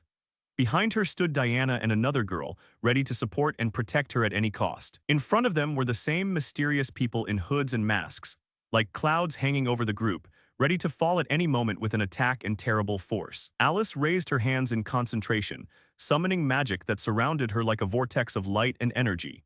Her confident stance and calm indicated that she had finally gained strength and control. Diana warned that she should stay away from her partner, because her power was not yet completely under her control and could turn against the girl herself and those around her. The mysterious hooded men watched Alice's unremarkable magic with distrust and disdain, thinking that these were just light tricks that could not harm them. Alice began to speak solemnly. Her voice sounded not only confident, but also penetrating, as if instilling in fate the inevitability of her decision and actions. With focus and strength in her hearts, she summoned a giant monster from her magic, sending streams of energy straight at her enemies, who were caught off guard by the scale of her power. The magical flow reached the hoods, crashing down on them with fury, causing them to scream loudly and resist desperately. But they could not resist such power. Feeling that the battle was won, Alice began to gradually weaken the spell, her magic slowly fading away, leaving behind silence and a sense of victory. The girl standing next to her was indescribably delighted and inspired by the charms that made her heart beat faster and believe in her powers. Alice knew that she had mastered all this magic in harsh and tough training conditions, Spartan, devoid of pity, where every moment was a test. Diana looked at her with a slight sadness, listening to the heroine herself admit that she had not yet achieved perfection and believed that she had not learned everything that could possibly be learned. There was a question in the air, as if it had not been spoken aloud. What was this phenomenon? What force led to such an unprecedented outcome of the fight? Diana's mysterious gaze slid across the stage. From somewhere came the opinion that it was impossible for just a group of children to defeat an entire army of experienced opponents. The monocled teacher's voice cut through the tense silence, declaring that even the villains here were far from the strongest, meaning the real threat was yet to come. In response, one of the villains lowered his head, expressing guilt and humility, as if acknowledging his own failure and realizing the seriousness of what had happened. The boys silently watched this dialogue and asked themselves a logical question. What does all this mean?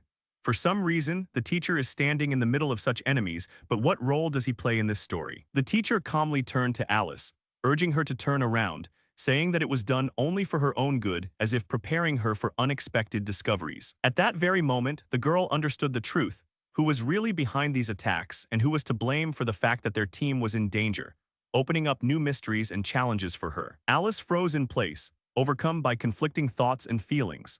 She tried in vain to understand whether Hyzen was really a traitor and how her faith in her teacher could be so suddenly shattered. Gathering her courage, she asked a decisive question. Why does he need all this? Because he is a teacher at the academy, called to protect and teach and not to betray. Hyzen replied coldly and contemptuously that he would not have been able to work here if he had known in advance that he would have to teach commoners, whom he hated with all his heart. Such words cut Alice like a dagger. He continued that the policy of equality between nobles and commoners should be stopped, and he absolutely did not like such an idea. For Alice, these words sounded disgusting, and in her soul she felt a deep rejection of the teacher. After a short pause, as if weighing each next step, he began to explain more slowly and clearly what exactly he thought was necessary to implement these ideas. There was danger and cold calculation in his voice. Finally, Hyzen said with an icy smile that old Maribel, the symbol of resistance and the school's strength, must be destroyed. A glimmer of malice flickered in his eyes, causing Alice to shudder. He looked away as if seeking strength to continue his dark speech, his eyes shining with determination. Each of his words weighed like a sentence. He then explained the plan, to take the students hostage and lure the head of the academy out of the building. And looking straight into Alice's eyes, he added that she would also play her part. Alice responded with an angry look full of defiance. She asked about the fate of the second teacher, Shaltil, without seeing him nearby. His gaze expressed arrogance, as if she was asking a trivial question of the girl. Shaltil, unconscious, surrounded by masked and hooded people whose faces were hidden in the shadows. Despite the fact that he considered her a noblewoman, she directly refused to support his plans, which stunned Alice. Behind Alice stood her partner, asking worriedly what to do now. Without hesitation, she spread her arms out in front of her and confidently demanded that everyone step aside, her voice sounding firm and decisive, instilling hope. She racked her brain and thought, if she was caught, her grandmother would be mercilessly killed. This worried her and she desperately searched for a way out, a plan and hope. Through the tension, she summoned 5 powerful magical monsters that stood frozen next to her, embodying strength and protection. The teacher with a monocle looked at this with surprise.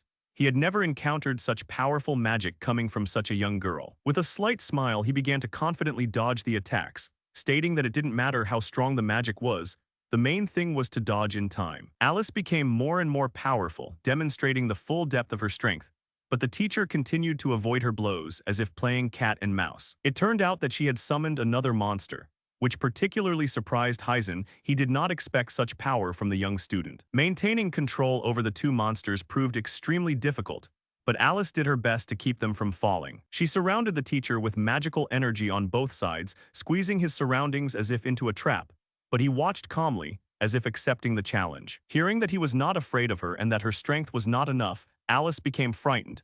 These words penetrated deeply and made her feel insecure. The entire group of girls were terrified, not knowing what to expect from the cold and unpredictable teacher. Fear was in their eyes. The teacher silently lowered his gaze, froze as if before a storm, and then suddenly rose up, as if emerging from underground, deftly dodging the blow. Hazen said he never thought he would have to use such magic, but he was calm and ready for any fight. He made some barbs at Alice, called her the hero's granddaughter, and laughed, trying to hurt her pride. These words made Alice angry. She flared up with rage and could not help screaming, declaring that he was talking complete nonsense. Remembering Edel's teachings about strength and endurance, she gathered all the lessons within herself and recalled their difficult training. She swung with determination, loudly declaring that she was not going to die here and now, her voice sounding like a challenge. Suddenly there was a thumping sound and something heavy dropped down her back.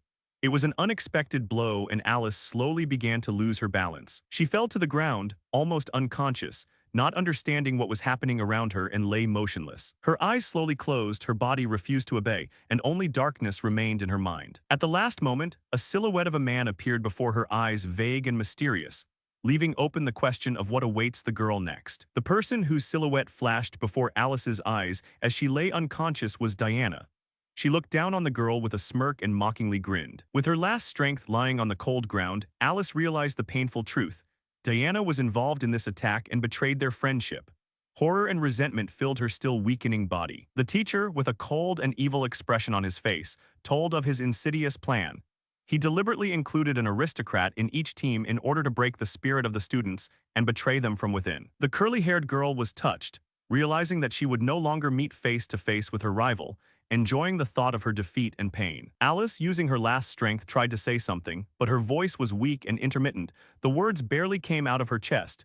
She felt her strength leaving her. Suddenly, the teacher raised his hand, preparing to strike, wanting to silence Alice and stop fighting against his plans forever. But at the most critical moment, someone grabbed the teacher's hand powerfully, stopping him and depriving him of the opportunity to complete the blow. It was Eder, calm but determined, holding the aggressor's hand firmly, not giving him a chance to continue the bad action. His eyes widened when he saw his girlfriend lying unconscious on the ground. She quietly but desperately screamed his name, daring him to action. Hearing the familiar name, the teacher realized that this was the same Eder he had not expected to see here.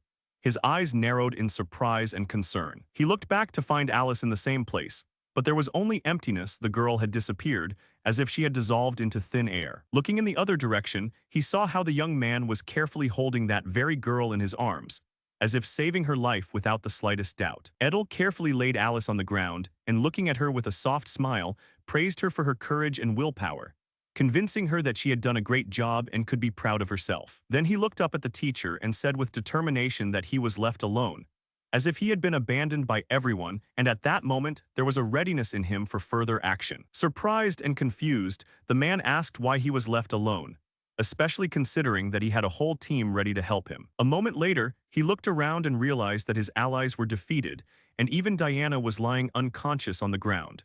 It all happened so quickly that it seemed like seconds had changed the entire battle. Eder confidently stated that he had taken care of everything and dealt with the rest of the opponents while Alice distracted the teacher with conversations. His actions were lightning fast and precise, leaving no chance for the enemies. He looked at the teacher calmly and unwaveringly, as if he stood up for his friends. At that moment, he heard the teacher ask where the aristocrat from the team had gone. With a flick of his wrist, Eder summoned Gris himself from the portal. The young man looked shocked and confused, as if he had just emerged from a whirlpool of events. The teacher looked at this in complete shock, not expecting such a turn of events. He let out a puzzled groan, as if trying to understand what was happening. Gris, meeting the man's gaze, looked at him guiltily, as if he realized the full depth of his betrayal and the consequences. While the teacher was still trying to comprehend what was happening, Eder calmly reported that he had interrogated the young man and learned a lot from his interview. The villain, clearly irritated, noted that his aristocratic student seemed to have gone crazy, speaking about this as if nothing serious was happening.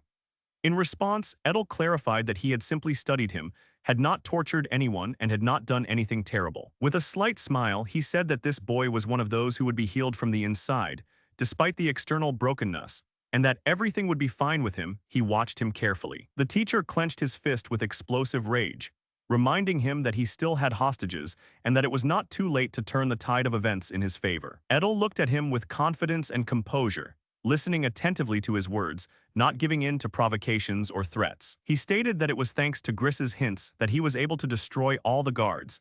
It was a successful move that turned the situation around. During this time, Tina was busy treating the rescued students, providing support and care to those who needed help after the battle. The hero noted with satisfaction that the villain's plans had failed, and that he had not managed to bring anything to life. Enraged and disgraced, the teacher began to shout, not believing that the boy had been able to uncover his intrigues and win.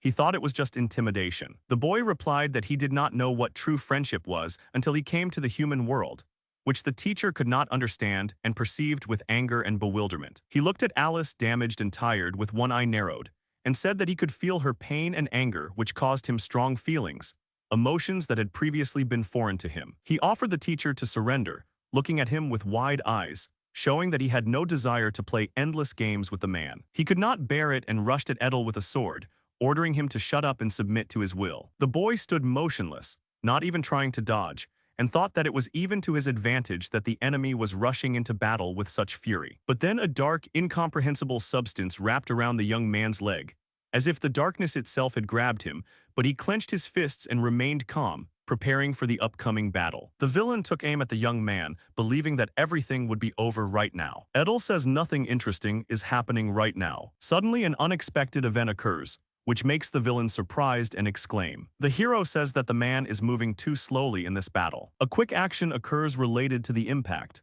The teacher reacts by showing shock at what has happened. The teacher swings his sword at the protagonist, hoping that he will be able to attack in time. The hero carefully examines the teacher's sword, checking its condition with his own hands. Suddenly, the man discovers that the sword breaks under the slightest pressure. This shocks and irritates him, as he did not expect such fragility from his weapon. The hero continues to test the sword, but it breaks again, increasing his dissatisfaction. The situation becomes comical as the sword turns out to be completely unsuitable for combat. Eder admits that the sword broke simply from the pressure, demonstrating its uselessness. His reaction is one of surprise and bewilderment, as this clearly does not meet expectations. The teacher laughs at the situation, pointing out that the sword is coated with poison that can kill even a wyvern. The problem with the sword is much more serious than it initially seemed. The man expresses disappointment, stating that it was a big mistake to take him barehanded. He adds that no matter how strong Eder is, he will still be defeated. The hero looks surprised and perplexed, not understanding what is happening and the reasons for such behavior. The teacher does not understand why the hero has no reaction to the poison, to which Eder says that he feels a slight tingling sensation. Alice laughs, pointing out that the poison won't work on this guy. This surprises the hero, who doesn't understand what she's talking about. The girl doesn't understand what is being said. Suddenly, the teacher starts laughing loudly and uncontrollably, showing a shocked reaction to the situation. The man is in a dark space, raising his hand up as if calling or activating something. Suddenly, a powerful figure in armor and a mask appears, radiating strength and menace. This character displays confidence and readiness for action, creating an atmosphere of danger. The hero expresses surprise. He clearly does not understand what is happening, especially when the teacher begins to laugh at his reaction, indicating that the situation is more serious than he assumed. Eder encounters an ancient superweapon, the dragon machine. This weapon, which was hidden deep within the ruins and has now been resurrected for the modern era, heightens the tension of the situation. The hero learns that he is in possession of the most powerful weapon capable of destroying Maribel. His reaction is one of shock and fear as he realizes the magnitude of the threat this weapon poses. The teacher says that he hasn't tested the new weapon yet, and it would be a good time to try it on the heroes. The hero asks a question, surprised by how the teacher controls the creature from within. In response, a powerful creature appears, demonstrating its power. The man declares that he will add his brains to the creature to create the most powerful dragon. He expresses confidence that it will be a unique creation, perhaps something never seen before. The villain admires the creature's strength. He speaks of his willingness to sacrifice himself in the name of progress, emphasizing the seriousness of the situation and his determination to act. The hero notices a sudden movement. The creature responds that it needs to fight, indicating readiness for combat or a test. The teacher is surprised to see Eder dodge his attack. The hero compares the creature to the dragons of the demon world, stating that they were slightly stronger, which underlines his confidence in his own strength. The hero expresses surprise and alarm when the enemy states that his attacks will be completely neutralized by the strong armor. The enemy emphasizes that the hero will not be able to simply dodge the attacks. The teacher confidently says that Eder has no chance of winning. The atmosphere of tension increases as the hero realizes the seriousness of the situation. The man notices the sudden disappearance of the young man. This causes him surprise and concern, as he does not understand where his rival has disappeared to. Eder suddenly reappears, displaying power and speed. The teacher reacts with shock, making sounds of pain or fear. The teacher received a minor injury. The hero is surprised to see that the enemy is showing signs of madness after a strong blow.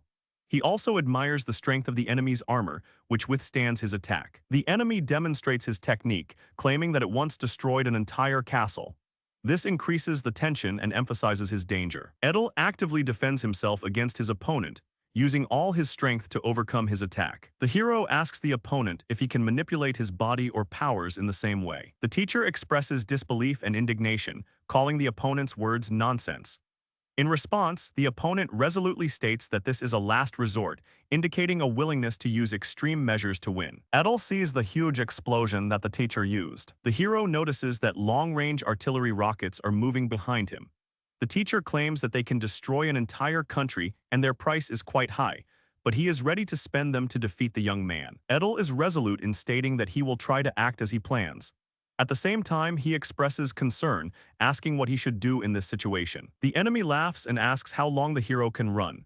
His tone is confident and challenging, indicating his intention to pursue the hero. The teacher is surprised to see something on the screen, possibly important information or a threat. He looks worried, trying to figure out what exactly he is seeing. He says the boy is trying to change his trajectory to attack him with the same missiles. The enemy shows confidence in his strength, stating that Edel won't even be able to reach him and takes off. The teacher expresses surprise, asking how the hero was able to approach so quickly. His reaction is one of shock and alarm, indicating the suddenness of the attack. Edel demonstrates his power by attacking with unexpected speed. The enemy looks scared and defenseless against such force, which increases the tension of the situation. The hero notices that his surroundings are beginning to be destroyed or deformed by the enemy's power. He casts the Tengu spell. The teacher asks where the hero is, since he cannot see due to his great speed. Edel continues his attack, causing even more astonishment in the teacher. He reacts with bewilderment, not understanding how to counter this situation. The opponent goes into shock, making sounds of pain, indicating that they have just been hit with a powerful blow and attack. The teacher expresses surprise and disbelief, stating that it is impossible to destroy the dragon. His reaction demonstrates shock at what is happening and an inability to believe the reality of the situation. He decides to hide in the shadows and retreat, realizing that the situation is too dangerous for him. The man admits that it is useless to continue fighting and that he needs to find a safe place. He ponders the consequences of his decision. He understands that running away may be pointless, but he also fears possible punishment for not fulfilling his task. His internal conflict intensifies. The teacher sees Edel catching up with him, causing him to start screaming and feeling terrified. Edel grabs his opponent by the shoulder as he tries to escape from him. The hero throws him to the ground, causing the teacher to feel pain from the blow. The young man offers his opponent to try the poison he took earlier. The teacher expresses intense pain and shock by making sounds of pain. His reaction indicates that he has just been hit or attacked with a powerful blow. The enemy asks how many times the action must be repeated, showing surprise and bewilderment. Edel replies that they will repeat it many times, emphasizing the determination to continue the action despite the difficulties. The man asks to wait, perhaps to assess the situation or think of the next step. The girl notes that the old weapon broke in a self-deprecating manner, which causes surprise among the other characters. She adds that a flesh and blood person could not break such a weapon, emphasizing the uniqueness of what is happening. Alice admits that she would not have believed it if she had not seen it with her own eyes. Her words highlight the improbability of the situation and the importance of personal experience in understanding what happened. The enemy, tied up with ropes, asks for forgiveness for his actions. The girl reports that Diana and other students who collaborated with Heisen have been expelled from the school. The girl calls out to Alice. The girl holds a book and expresses concern as she hears that they should be more vigilant, especially around aristocrats. Alice realizes that similar events could happen again, and decides that she needs to learn how to defend herself. Edel meets other familiar characters such as Geyser and Alice. They themselves are surprised by each other's appearance and ask how they ended up there, emphasizing the unexpectedness of the meeting. Grazer addresses Edel as bro and asks him to train him. He admits that he has realized his weakness sin. He expresses his willingness to change and become better, demonstrating inner growth and awareness of his shortcomings. The hero says that if he fails to complete the task, he will not be able to consider Edel his brother. This emphasizes his responsibility and desire to live up to expectations. The girl declares that she wants to learn to defend herself and become stronger. Her determination and desire for independence evoke understanding and agreement from the hero. Edel asks them if they can handle his training, which is notoriously difficult. He stresses that the training will be difficult but necessary for their development. Two characters are talking, one of them confidently agrees to the proposal. The woman expresses regret, saying that even she as a teacher could not do anything in the current situation.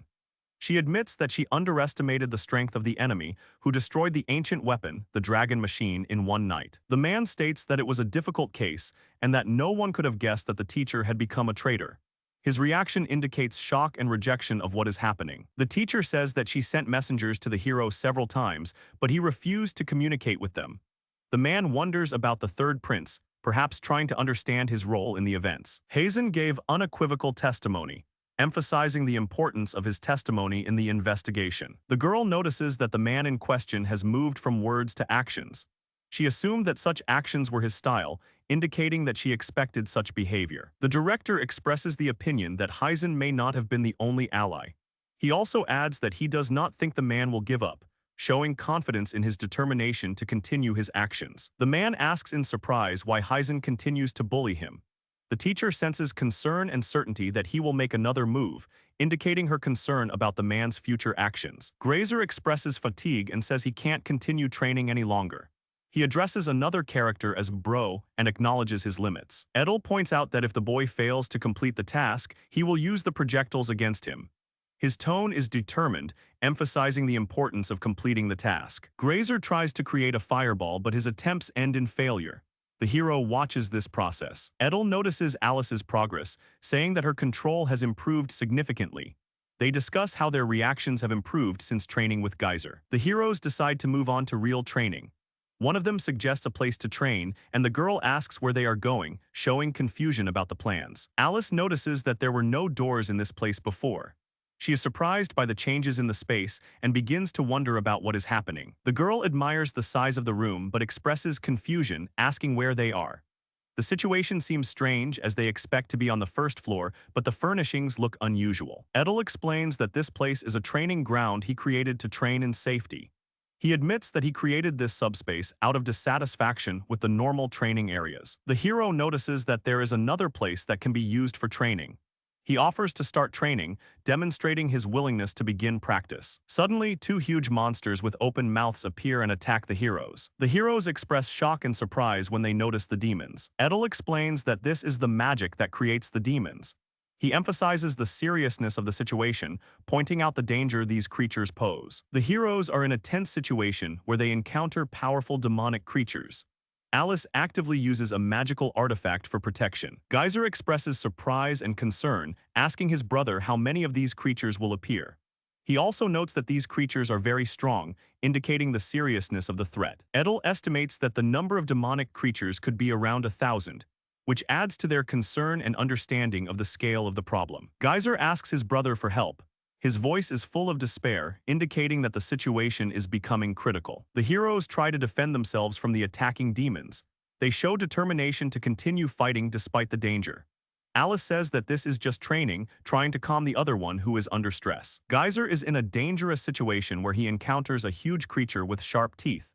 Edel reassures him that everything will be fine, although the situation looks tense. The hero finds himself in a difficult situation under attack. He expresses pain and shock at what is happening, demonstrating physical tension and fear. The girl notices something strange, asking what this phenomenon is. She points out that Geyser's body is recovering from an injury, causing surprise among the other characters. Edel admits that he could have warned about this earlier, but the situation remains complicated. Edel reveals that he has died several times in the past, emphasizing his experience and strength. 3 hours later, the heroes are in an exhausted state, lying on the floor. They feel completely drained and unable to continue fighting, indicating that their efforts have reached their limit. The hero expresses admiration, saying that his brother is truly ruthless. They exchange farewells, agreeing to see each other tomorrow. Geyser thinks that it might be a love letter from a girl. He is surprised and a little confused, not understanding why he received such a letter. At the same time, the hero admits that he needs to make an effort for something important. Geyser feels a bad feeling, indicating that something is wrong. The boy claims to be the older brother, emphasizing his role and responsibility. He says he came here straight after school, hinting at the importance of the meeting or the matter he had to resolve. The hero asks if the guy is justifying himself to him. He turns to Geyser, who looks worried and apologizes for his actions. The relative expresses disappointment, saying that instead of his father, who was busy managing the estate, he himself had to look after the situation. He admits that since the hero was a baby, he has been looking after him. He asks why he chose today out of his busy schedule. He also mentions that he heard about Geyser being beaten by a commoner. His tone indicates surprise and concern about what is happening. The brother states that this is not all the problems, emphasizing the seriousness of the situation.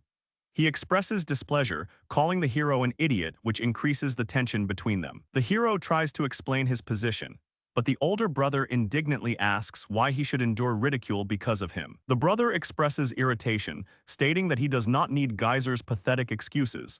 His tone is full of dissatisfaction and impatience. He confidently says that this time the hero will defeat the commoner. He emphasizes that the hero will have the opportunity to avenge the previous defeat. The brother claims that this is the only way out. However, the hero admits that he cannot make such a decision, demonstrating doubts and unwillingness to act. The elder brother strikes Geyser again. Geyser expresses fear and anxiety, saying that he is scared. The boy notices that the hero does not obey his orders and adds that he lacks discipline. The young man feels the desire to escape, but his condition limits his options. The brother expresses irritation, stating that he must make the younger man understand the importance of the situation. He calls the man a rare cretin, emphasizing his discontent and determination. Geyser notes that the situation is reminiscent of the past, but the pain is not as strong now. The brother suggests taking revenge, pointing out the need to defeat the enemy. The relative wonders if Geyser will actually do what he says, but the younger one refuses the idea. Edel and Alice discuss where Geyser might be now. He warned that he might be late, but a lot of time has passed. Edel reminds that Geyser asked for the training and can't just leave. He emphasizes that they can't let him get away with it, pointing out the need to come back and continue the situation. Alice wonders how they will search for Geyser. Edel suggests using the scent marks he made to help them find him. The girl notices a magic circle in the air that looks unusually three-dimensional. This surprises her, as magic circles are usually flat. Alice sees that something changes and appears in this circle. Edel uses a spell to summon followers, indicating the use of magic for a special action. The hero learns that the person in front of him is a wolf demon named Fenrir. He expresses calm upon learning that it is a legendary demon, emphasizing the importance and danger of the situation. Real, who can speak, asks his master what he wants to do. He demonstrates his willingness to help and emphasizes his loyalty. The girl is surprised that the wolf can speak their language. She expresses concern, fearing that if the situation becomes known at school, it will cause panic. Fenrir expresses confidence that the geyser is somewhere nearby. The girl says that they are too fast. She also wants Real to become smaller and not talk so that there will be no suspicion at school. Edel uses magic for this and fulfills the request. The heroes wonder why the man came to the first year. The other characters are surprised by his appearance. Edel notices that he senses the presence of Geyser. Edel thanks the wolf for his help. Another student, seeing the hero and the wolf, does not let them into the room. The student is surprised by the wolf's behavior and asks what kind of dog it is. Edel confirms that he knows someone from this place, demonstrating familiarity with the surroundings. The young man pays no attention and opens the door. In the room, they ask Edel who he is. Edel looks at Geyser and asks if he has been training. The young man replies that he has not been training. Someone says it was just a one-sided beating. Edel notices something and turns around. A young man appears and asks Edel if he really beat his brother. He did not expect Edel to come to them himself. The young man does not understand what is being said. The man says that they have a very important conversation, so he asks the guys to take Edel out of the room. The heroes discuss the situation, where one of them calms Edel down, saying that he shouldn't worry. The other hero suggests going outside and playing, demonstrating a frivolous attitude towards what is happening. Edel easily clears out the student obstacles to get to Geisel. Also, the student who wanted to stop the hero was unable to cope with him. Edel's strength amazes the other students at the school. The hero says that they should go to training, but the older brother warns that he has brought serious consequences on himself by starting a fight in this place. The man tells Edel that he won't let him go just like that. Geisel says that after finishing school, his brother decided to become a knight of the royal fencing.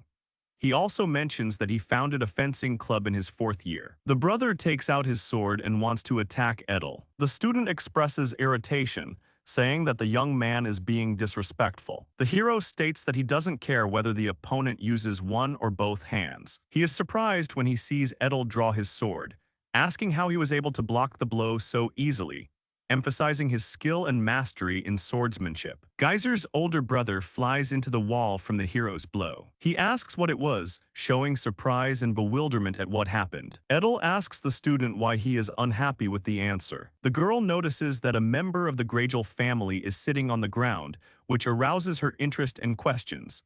She asks why he is acting like this. The hero admits that as a member of the Greyjoy family, he cannot afford such a state. His reaction shows that he feels shame or inadequacy, especially in the context of his belonging to the family. The hero notices a battle sword and asks if he can wield it. The boy points out that it is the most powerful technique, available only to those who wield the sword. Gragel declares that it is time to finish the enemy and show no mercy, even if he is a newcomer.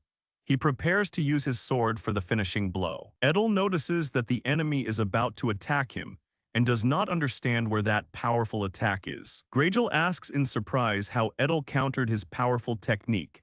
His reaction shows shock and confusion as to how this was possible. The student wonders why the hero is the one who can use this technique. He admits that even he took many years to master it, emphasizing the complexity and uniqueness of the situation. The hero states that he used this technique when he was 5 years old. His tone indicates confidence in his abilities and experience. Gragel doubts the hero's words, asking if he could really use such a technique at full power at the age of 5.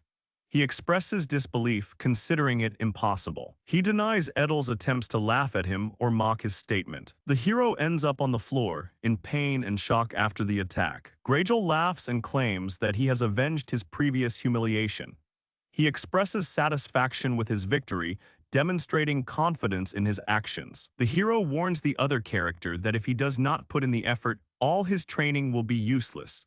Gragel asks when Edel learned such a level of skill, expressing surprise. The student admits that his sword is broken and he cannot move, indicating his weakness and inability to continue the fight. The young man says that he will have to teach Gragel, causing him to be surprised.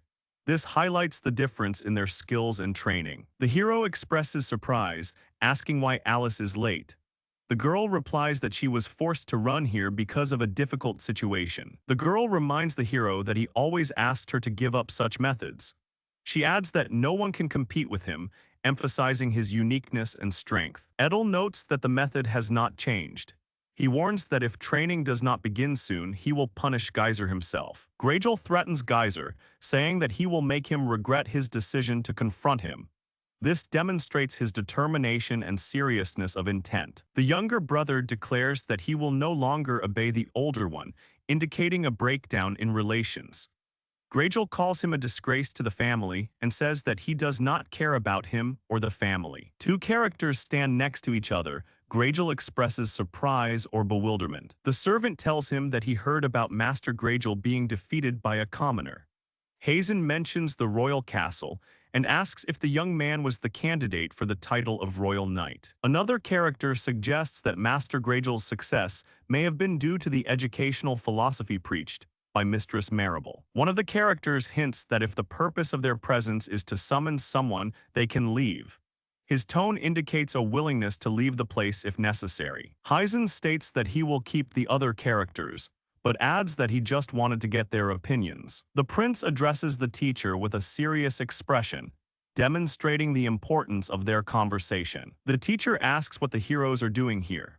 One of them replies that he just came by to say hello. The teacher confirms that he heard about the incident and asks if all the students are okay. The teacher admits that nothing special happened, but they still found time to meet. Four heroes met after a long separation. The hero asks Marie how things have been at school lately.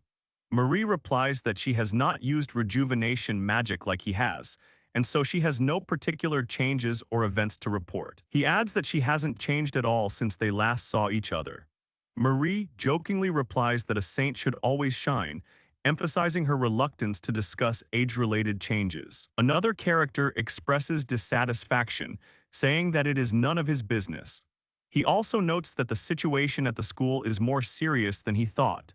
This indicates that he has learned important information about what is happening at the school. The hero explains that the uneasy atmosphere in the school is due to the incident with Hazen and the aristocratic students. He says that he has already discussed this situation from the beginning, emphasizing the importance of the issue. The man adds that a country will be more stable if there is a clear hierarchy. His words indicate his view that order and structure are necessary to maintain public order. The teacher expresses disappointment, saying that the country could be led into chaos. Mari reproaches her teacher, saying that he should be responsible for his students. The hero tells of the master's swordsmanship, which was excellent, although his teaching methods were harsh but respected. He adds that the master was guided by others. The old man denies the accusation that he ordered the attack on them. He emphasizes that he is the head of the kingdom's swordsmen and could not have given such an order. The hero mentions the third Prince Selene, causing surprise among the other characters. This indicates the importance of this character in the current situation. Mudchina says that before a certain incident, Heisen approached him several times asking him to dismiss the director. He asks the old man what he and Heisen talked about, emphasizing the importance of their conversation. The hero expresses seriousness, saying that his actions depend on the old man's answer. Another hero notices that the hero doesn't like him either, confirming the tension between them. They discuss what's going on behind the scenes at the hero school and wonder if it's on the right path. The hero asks if there is any evidence against the bandits hired for the raid. Another character notes that Zayon runs the criminal underworld, emphasizing his importance and influence. The old man admits that even if Hazen admits to working for the third prince, they will not be able to prove his connection to it. He concludes that further conversation would be pointless, pointing out the complexity of the situation. Marie, who tried to do something, but to no avail. The old man says that this is just a pipe dream, emphasizing the reality of their situation and the impossibility of changing the situation. The teacher expresses concern, asking what he should do. He notes that all these contradictions can destroy their group and suggests that they just get along. Teacher Ramirez appears. Marie reassures the girl that she shouldn't worry so much. She assures her that if she dies, she will be able to revive her. The man states that he has never backed down and is ready to defend his kingdom to repay his teacher. Ramirez emphasizes that mages, saints, assassins, and warriors unite regardless of their species or preferences. The teacher encourages them to move forward, pointing out the need to act together. He says that as long as they are united, they are invincible, emphasizing the power of collective action. The heroes face off against a massive demonic creature, using the power of humanity to defend themselves. The man admits that he can't handle the situation alone. However, he hopes that if he is close to Eder, who was raised in the demon world, he can become his teacher. Alice expresses confidence, stating that everything will be as before again. She understands that this was not a training, but today they received the same task. She notices that her brother does not take the time to be noble, which has spoiled his character. This causes regret among the other heroes, who feel that even their brothers do not show compassion. Geisel explains why he wants to become stronger and change his family. The hero suggests moving on to a real battle, indicating a willingness to act. However, he notes that they have not had such experience yet, demonstrating indecision or fear of what is to come. The heroine reminds them that they need to be more aware of their surroundings. Eder also says that the two must work together to take over the place, emphasizing the need for teamwork to succeed. Geisel expresses surprise, saying that the training they received from Eder was so easy. Another character agrees, adding that the current location is much easier than the previous one. The hero notices the dungeon core and offers to charge it with magical power. He invites others to follow him, although they do not know where they are going. Eder explains that this dungeon core strengthens the dungeon's structure when magical power is added to it. The other characters look surprised and confused. The young man says he is going to strengthen the core. They plan to start the process in about 15 minutes. The hero emphasizes that he is not here to fight, but to complete another task. Eder expresses doubt, saying that he can only do so much if he uses his power. He notes that the object he is holding is very small and contains little magic. He realizes that the number and strength of the demons must be increased. He understands that the structure must be more complex to achieve the desired effect. Alice expresses discomfort, saying that her skin crawls. Geisel agrees, confirming that the situation is alarming. The heroes decide not to give up and continue moving forward despite the danger. They admit that the situation may be more difficult than they expected. They notice that this is a dungeon that is usually inhabited only by kobolds. However, they realize that the situation may be more complicated than expected. Alice notices something dangerous approaching.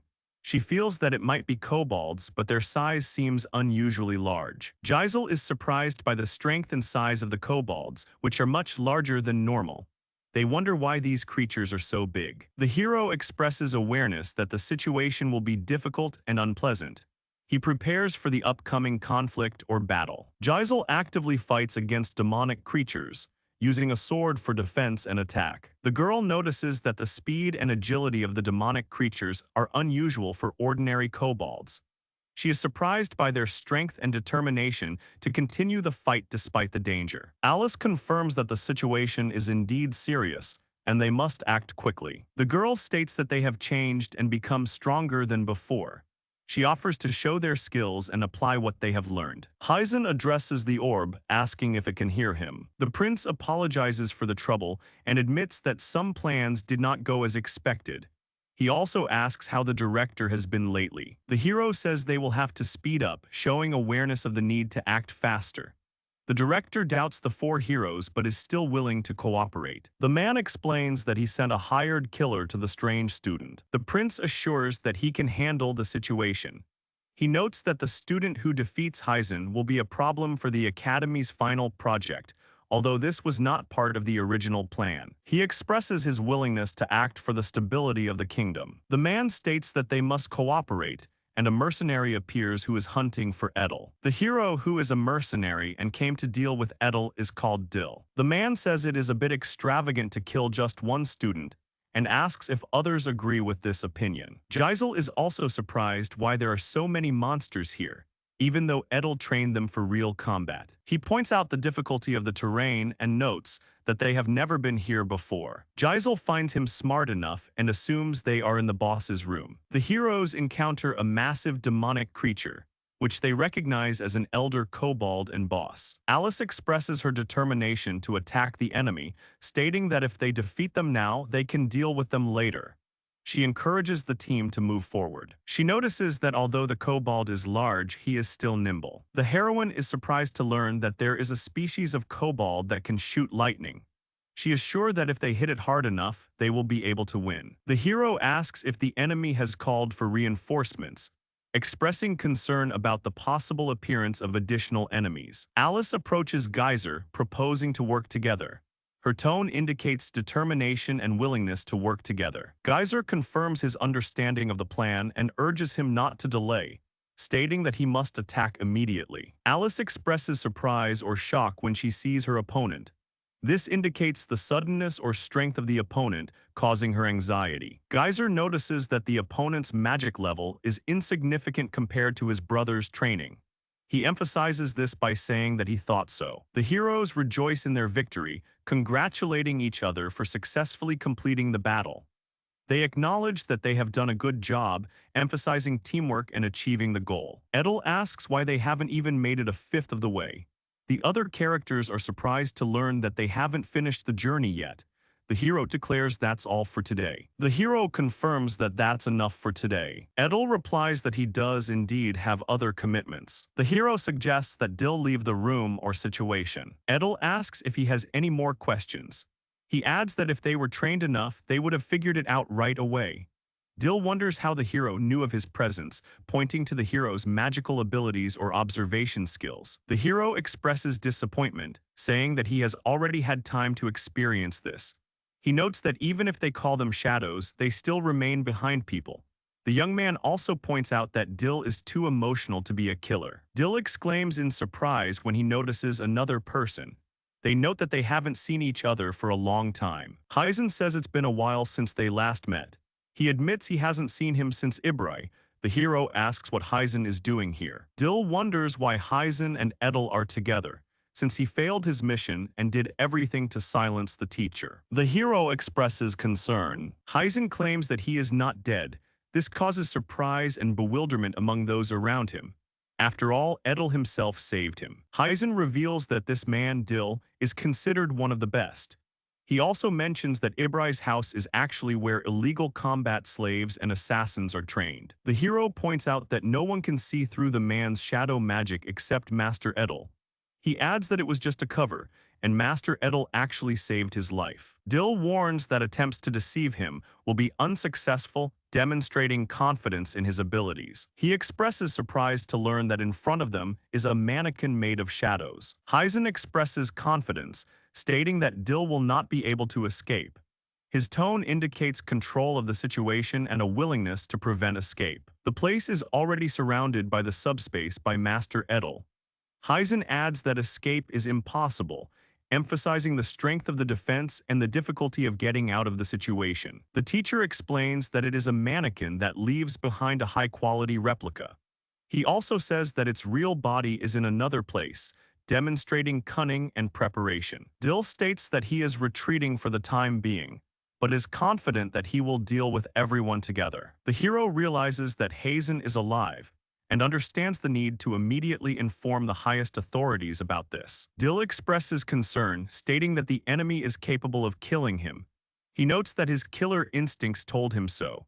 He adds that Hazen is not yet fully in control of himself and that the problem is him. The young man is surprised to learn that the enemy can see through shadow magic and even create subspace, raising questions about how he was able to achieve such abilities. Hazen will be a serious obstacle to their goal.